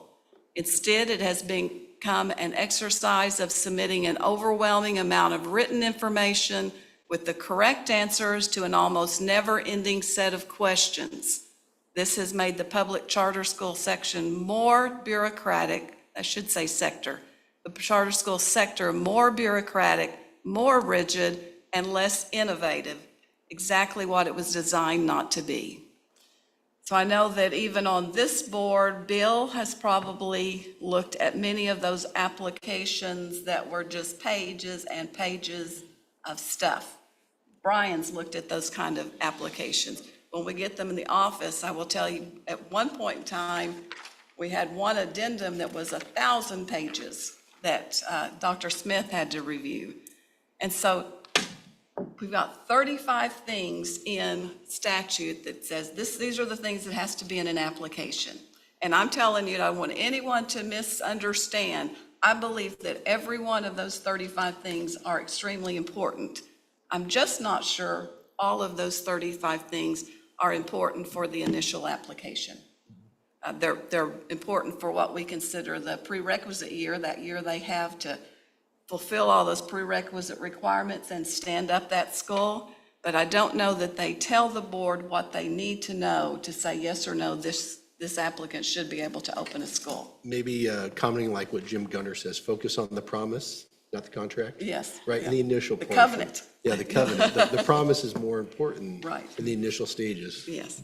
So there is from NACSA now, they've been doing, for 3 years, they've been doing research, data dives, they've held focus groups, we've had sessions at conferences as they begin to say, are we really getting the application process right? So this is a new school process. It's not a typo. It's a new school application process. And instead we're saying, think of it more in 2 phases. This first phase, where you're going to focus on these things, we're going to focus on only those elements that the authorizer needs to make a good decision about an application and eliminate the unnecessary requirements for this stage. We're not saying don't require those 35 things and probably more. We're just saying you don't need all of that stuff at the very beginning. You need to reduce the number of written prompts. You need to move requirements to the ready to open stage. And you need to really get to know who is this applicant, what history do they have, can they show where they have run or opened highly successful schools, or is there academic performance in the schools they've been associated with? Do they have a good touch with the community they want to open up in? Is there a need in that community? You know, we've asked around this table, in a state the size of Oklahoma, how many virtual charter schools do you really need to serve that community? So is there a need in that community for that school? Has this applicant touched base with that community? Is there a support for it? If they open this school, are there parents out there who desire this type of school for their kids? And have multiple touch points through the process beyond just that written application. And we already do a lot of that. We already go out and interview these applicants. Sometimes it's more than one interview that we do. They come to presentations. We now provide guidance for the application directly from our office. But I really do think we can take those things and make them more robust in how we manage those types of things. You know, this was kind of the old version, and I'm sure it looks very familiar with you. We always had a school overview, and then there were all kinds of questions that they had underneath the category of educational program design. Then there were all kinds of questions related to their operational plan, their organization, and all kinds of questions related to the financial plan. And we still need to do every one of those old version kinds of things. But is that really what's most important again in the initial application? Or is that what we need to focus on as we're getting them ready to open? Instead, they're saying today, we might get a better result if we say, well, you do need an executive summary of what you're proposing. Who are the people? Who are the applicants? What experience do they have? What skill sets do they have? Who are the people in the community? Is there a need? Do they want that school? What's their educational model? And then do they have a plan to execute? And so we want to think about it as 2 stages. No, just stay right there, that's fine. 2 stages that you've got that 6-month process that we always take for us to consider an application, for us to do all the work that we need to do, for us to do the review, make a decision. If we reject the application, they have 30 days to revise their application, resubmit. We have 30 days then to reconsider. So we've got that 6-month initial process. So rethink that portion, focused only on these 4 kind of broad ideas, and then think about a second phase of the application process that's that ready to open year. So we'd have this 6-month, and let's say you did get an application that met these 4 things, and you thought these are people with experience, they've got a good plan, they have a good model that's needed in this community. We want to approve them and get them moving forward. But strengthen the language in our charter contract to say, but in phase 2 of this application process, when you're putting in place all of the policies, the calendar, solidifying your curriculum guides, making sure that you're purchasing all of the equipment and materials necessary to put in this facility that you've leased, all of those things should be happening in that pre-opening year, that ready to open year. I will tell you that NACSA talks about, and I would never want to put a page limit on it, but they're saying really it should be a shorter application.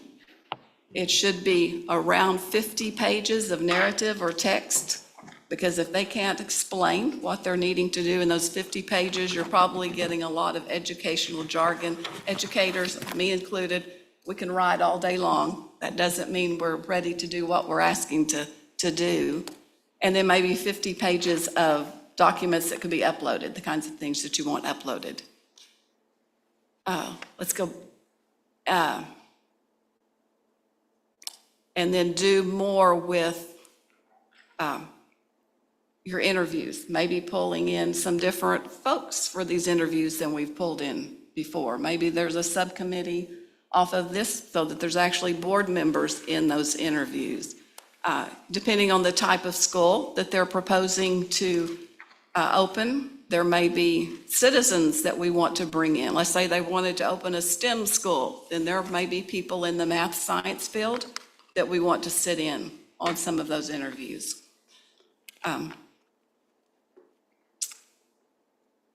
Focus on who the people are, who's this governing board, do they have a team in place that would open this, what's their vision, their mission, their purpose, what skill sets do they have, experience, all those things that we just talked about.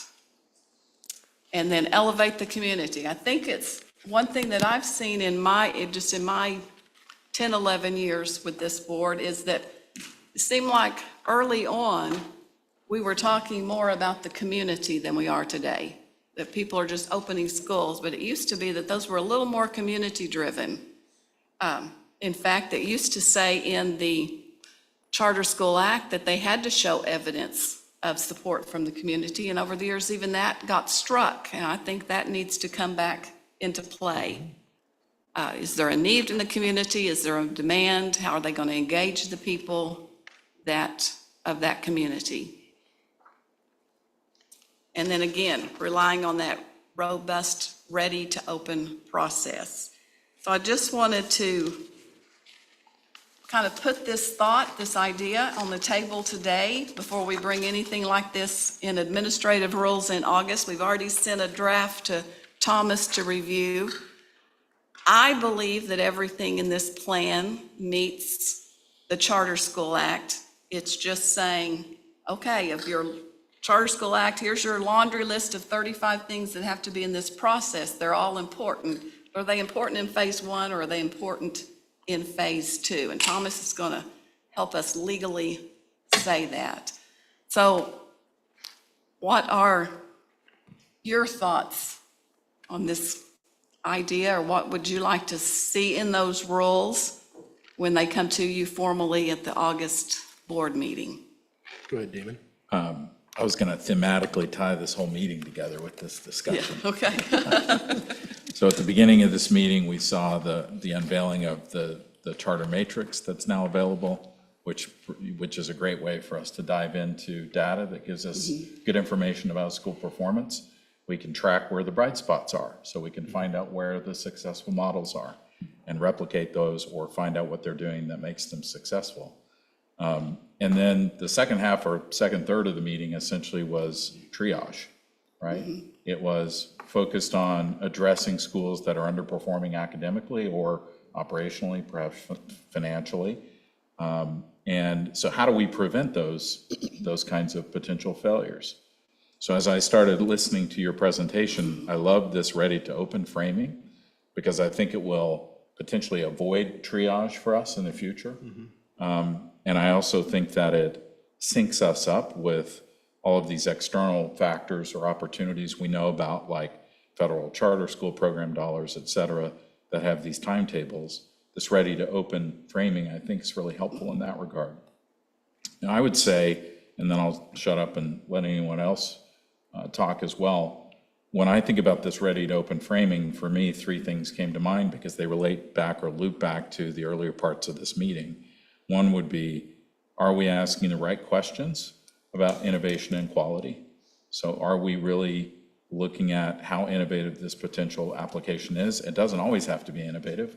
It could be going back to something very basic. There's a classical charter school in the state, for example. But, is it looking at potential innovative models or just quality models? That's one. Number 2, how do we prevent failure? So are we gatekeeping in a way that's proactive, but also positive, so that we're not dealing with triage situations like those we had to cope with today? And then I think the third filter for this ready to open question in my mind would be then how do we replicate success? So that's the way I think about it. I think it's a great way to put it. I think one of the things we need to look at too, as we've learned in the last year, is our application process internally for staff, for this board. I think when we look at the applications received in the last couple of years, you're like, why is this even coming to the board? Like, well, it's a statute, it's required, right? But we should respect all the board members' time when we're getting applications that don't even have the right state in their application. Right. That's a problem. If you don't know what state you're going to be educating kids in, maybe it should get kicked out almost automatically. If you can't spell your own name right, maybe you shouldn't be teaching other kids to try to learn how to spell their name. I mean, that sounds harsh, but that's some of the applications we received are of not good quality. And why are we wasting our time with the resources of the taxpayers, paying staff, and the time of our board members to review applications that don't even pass the sniff test?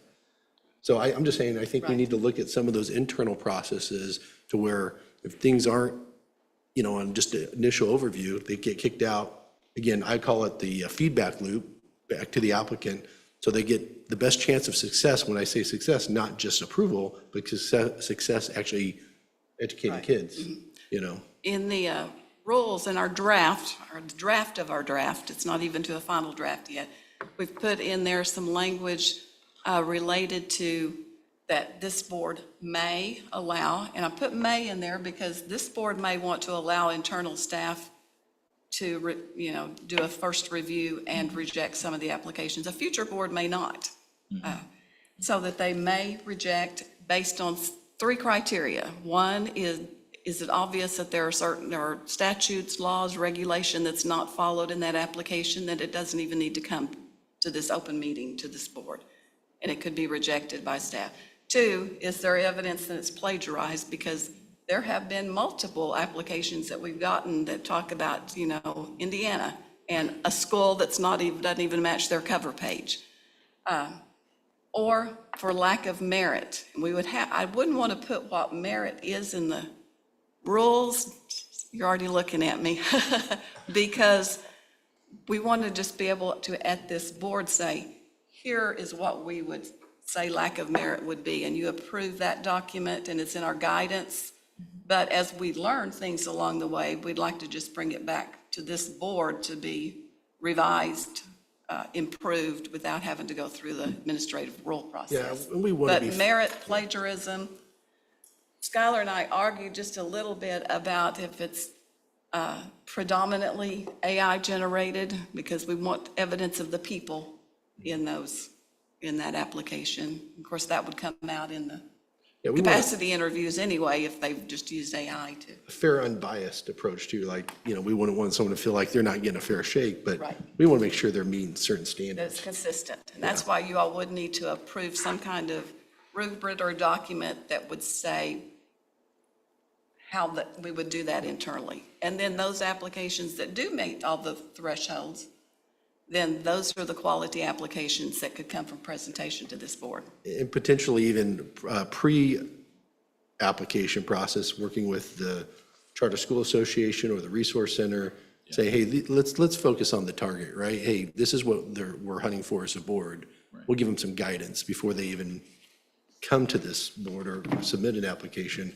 And we want to work in cooperation. Maybe we can put a document out there saying, hey, be prepared. Right. Even the mandated training that an applicant has to go through with the state, I do appreciate that the legislature moved that from the SDE to this board, because now that we're providing that training twice a year to potential applicants, we can convey what's expected in an application.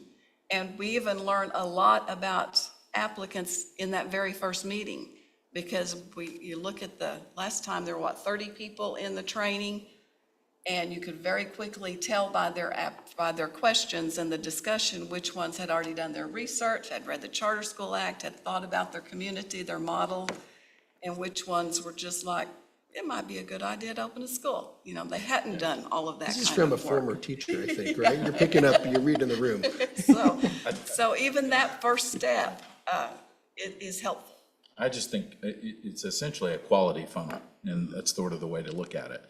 And there are a lot of external factors that could be brought to bear besides just the review process internally of the board and the agency. But by what you're saying is, by the time it gets to us, it has been through that quality funnel to the extent that we are shaping a portfolio of schools that speaks to the highest caliber possible. Yeah, absolutely. Dr. Wilkinson. Yes. You've mentioned the statute, Title 70, a couple times. Both houses are currently involved with interim studies. Is there some aspects of the current statute you'd like to see changed? And if so, have we ever approached those 2 committees to see about revising the statute next legislative session? Well, I'm not an attorney, but I took the current statute and I rewrote it the way I would like for it to read, if you all agreed with this idea, and I have given it to a representative in Senator Paxton's office. Okay. I wanted to get her first reaction. Okay. Allie Seifert, Senator Seifert, is the vice chair of the Education Committee. And is it Senator Pugh? Pugh. Is he still the chairman of the Senate Yes. Education Committee? Yes. correct. So we do have a draft of that. And then we have taken, in the current statute, I talked about all those requirements. There are requirements, and then there's a list of 35 things. And in our draft of our administrative rules, we have cross-checked that. I've cross-checked it. Dr. Smith has cross-checked it to make sure that somewhere in either that phase one initial application or in that ready to open year, we have everything that's required of in statute now, even if they didn't change it in those rules. Okay, I know, yeah. 70's this big, charter schools is this big. Yeah. Did you just rewrite this, the charter school portion of it, or of Title VII? Yes, I did not take Title 70. Yeah, I took the Charter School Act. And, well, not even the whole Charter School Act. I took that section related to applications and worked on that. I It think would it- not, my draft would not meet legal requirements, but at least to try to get the thought Maybe behind measured in it. the right direction. Yes, yeah. Yeah, I think we can all say, you know, in the last year or 2 years, we've learned a lot of maybe what we're not hunting for or what we need to do even in our process. And I think there's been, I would say, ample, you know, push back and forth of saying, we can improve it. And that, you know, doesn't mean this is the final version ever, but we're going to continuous improvement. Yeah. Changed it already. Yeah, Right. exactly, and continuous improvement. So I love the concept of us continue to push forward. Yeah, and like I say, it comes right at the same time that nationally, different states are looking at, okay, have we opened too many charter schools, not the right charter schools? Think more about expansion. I mean, if we have quality charter schools right here sitting in our state already, what do we need to do to get them to open additional schools, additional seats for kids in those schools? Absolutely. Any further discussion on this item? Any concerns that you've heard? Let's don't go down that road kind of ideas. No, I think we've identified, you guys have done a really great job of identifying how we can make this better. I mean, those are the types of feedback that I've heard and I would have given. Damon's comment reminded me of something I remember saying almost a year ago when we were having a discussion similar to this, that the application process itself exemplifies the kind of excellence we want the applicants to be used to. It sets the culture of this innovative space. So I just wanted to bring that reminder. And then I remembered a long time ago when this board started that we had proposed the idea of having an application process panel of maybe some board members whose focus, you know, outside of meetings was to do this kind of research and work with the staff on bringing to the board some ideas, you know, with that. And so I don't know if board members have that capacity. I'm thinking through my schedule, but that's just, I think, an idea with some quality because of the inherent permanence of this issue to the board's business. You know, I think that's going to be critical that we think about who's going to be on this panel or whatever we call it, because if we're going to not bring an application to this board in an open meeting for consideration, and we're going to not do so because of lack of merit, we need to be really firm on who's going to be looking at that application for what reason and making that decision and making it consistently. But they do that in other states, correct? I mean, Yeah, they, everything that's in this new Sure. guidance, new guidance Right. comes from other states because they had so many focus groups. So they Right. tried to bring into this guidance the good things that were happening in all kinds They've of, been doing all it for different longer. states, Yeah, yes. yeah, and they've- And put it together in kind of one plan. Yeah. I was sharing with Chairman Shellum that in talking with Colorado, I thought they had a really good analogy. And they think about it as, well, we do this first phase of this application, and if we see a group of people with a great idea and an implementation plan and a history of success, we want to approve them, get them authorized, get them a charter contract, and get them going down the highway to open a really good school. But if going down that highway in phase two, they're not getting everything done, ready to open those doors, we want to get them off the highway and onto the off-ramp.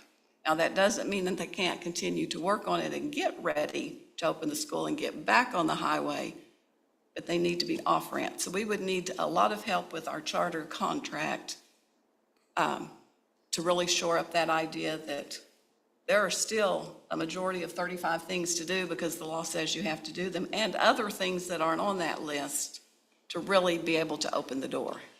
Well, that's where I mentioned this in the past, but, you know, with the contract, it might be worth examining outputs and outcomes, you know, that have some KPIs built in and give them some targets. And it's ambitious, but not something that we don't think they can reach, but, you know, kind of pushing them. It doesn't need to be a laundry list of items. It could be 3 or 4 really actionable, but well thought through. And it's something that's collaborative with the applicant, but some goals that they have inside of that applicant, or that rather the contract that they're going to be held to. Right, yeah. For each school, there would be certain things that all of them have to do, Sure. but then there will be things that you would expect of one because of their model that you might not expect of the other. And if they didn't, you know, it's a learning process for both the board and for the charter school itself. And if it's all, you know, if they come back, you know, a year or 2 years later, it's all red on those outputs and outcomes, then you say, okay, well, something went really off the rails. If it's a mixed bag, you can look at that and say, okay, well, they got green on some, they partially met other targets, they failed on this target. Maybe that target was not a realistic target, or maybe they just didn't do what they were supposed to do. But that gives you a lot more actionable intelligence, I would say, to act on inside of that contract. Yeah. You know, I can think a few years ago, this former board, the virtual charter school board, and I can't remember if you were there, Mr. Pearson, or not at that time, but we had to close a school.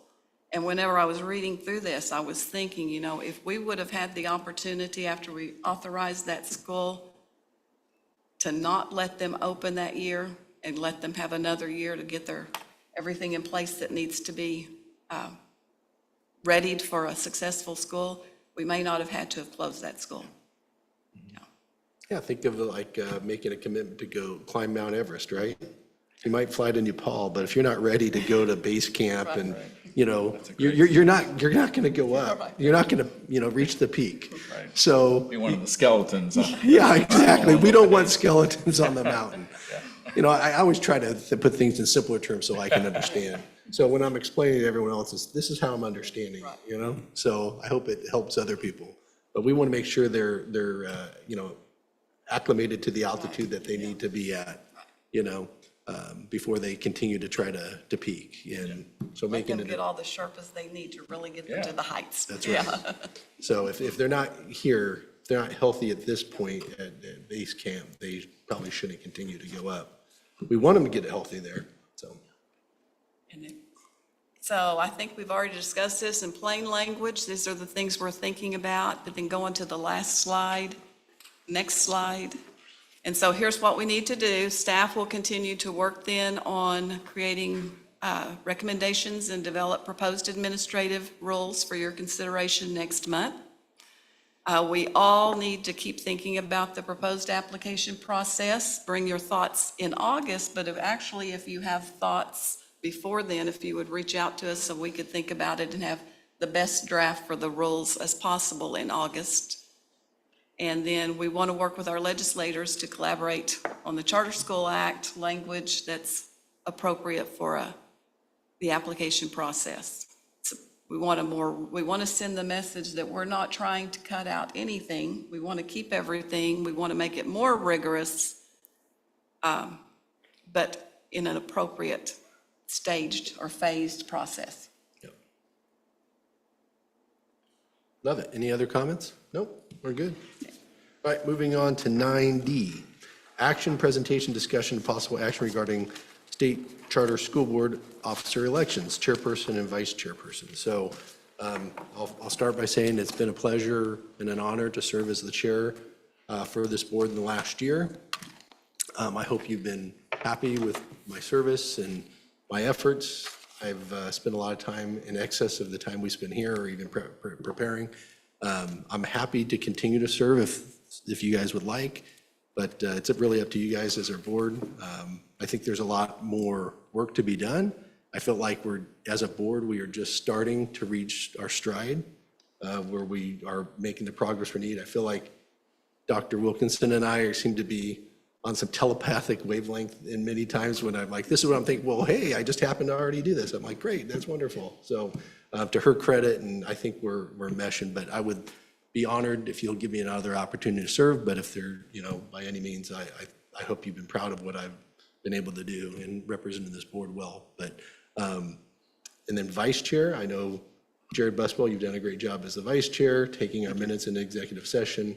I think you've said you might be willing to maybe, you obviously serve, but also step aside. I don't have to have the title for another year. Well, you're serving very well. Thank you. And I did get word, I don't know if you have yet, from the Speaker's office that they're going to re-nominate you or reappoint you. That's good to know. I got that literally just. I haven't checked my email. Just before the meeting, I got a text, so that's good news, you know. So I called over there this morning saying, hey, we'd love to get your appointments done, you know, and we're deciding on a number of different things. But we'll open that discussion and then consider any nominations or motions for that.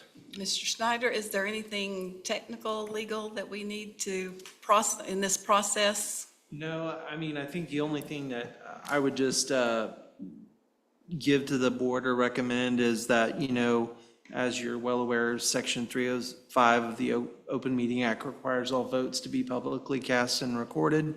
So there's really two ways that this can be done. It can be done in a motion to elect a certain individual in which, you know, there will be ayes and nays, lack of a second, the motion fails.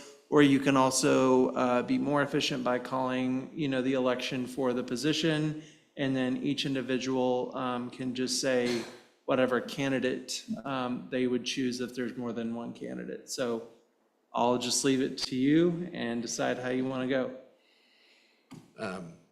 Well, why don't we just entertain a motion? Yeah. It seems like that would go in flow of how we do it, and if someone wants to make the motion, and if it doesn't pass, we'll move to another motion for that. We'll take the item D1, 9D1, for chairperson. I nominate Brian Shellum to continue on as chair. I make a motion. Call for a vote.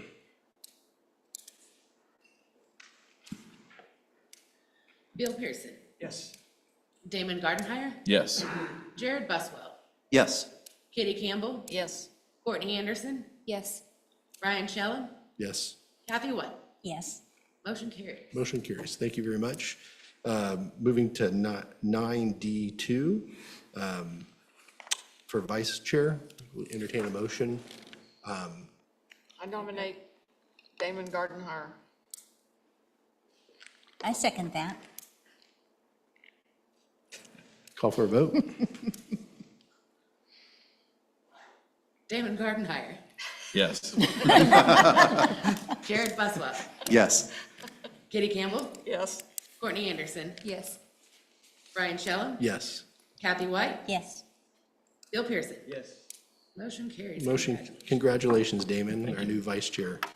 All right, moving forward. Oh, go ahead. Well, like, because I don't know if this really is how applicable to this section, but it's not an action item, because you did mention when the officers and getting the new members on the board, how important it is that we are getting these new nominees in place, because when the board was put in place, they were for very short terms, 1 and 2 year terms. And so getting reappointments made so that we know we have members serving for 3 years gives stability to the work that we're doing and to the officers that we elect and that sort of thing. So I'm glad that our appointing authorities are getting that task completed. We're thankful, especially if they're watching. So, moving on to item 10, new business. Anything that we have not been made aware of? None. No? Okay, moving on to item 11, adjournment with. Okay, Second. call for a vote. Jared Buswell, Yes. Kitty Campbell, Yes. Courtney Anderson, Yes. Brian Shellum, Yes. Kathy White, Yes. Bill Pearson. Yes. 3:06, this meeting is adjourned. Thank you very much. We'll see you guys next month.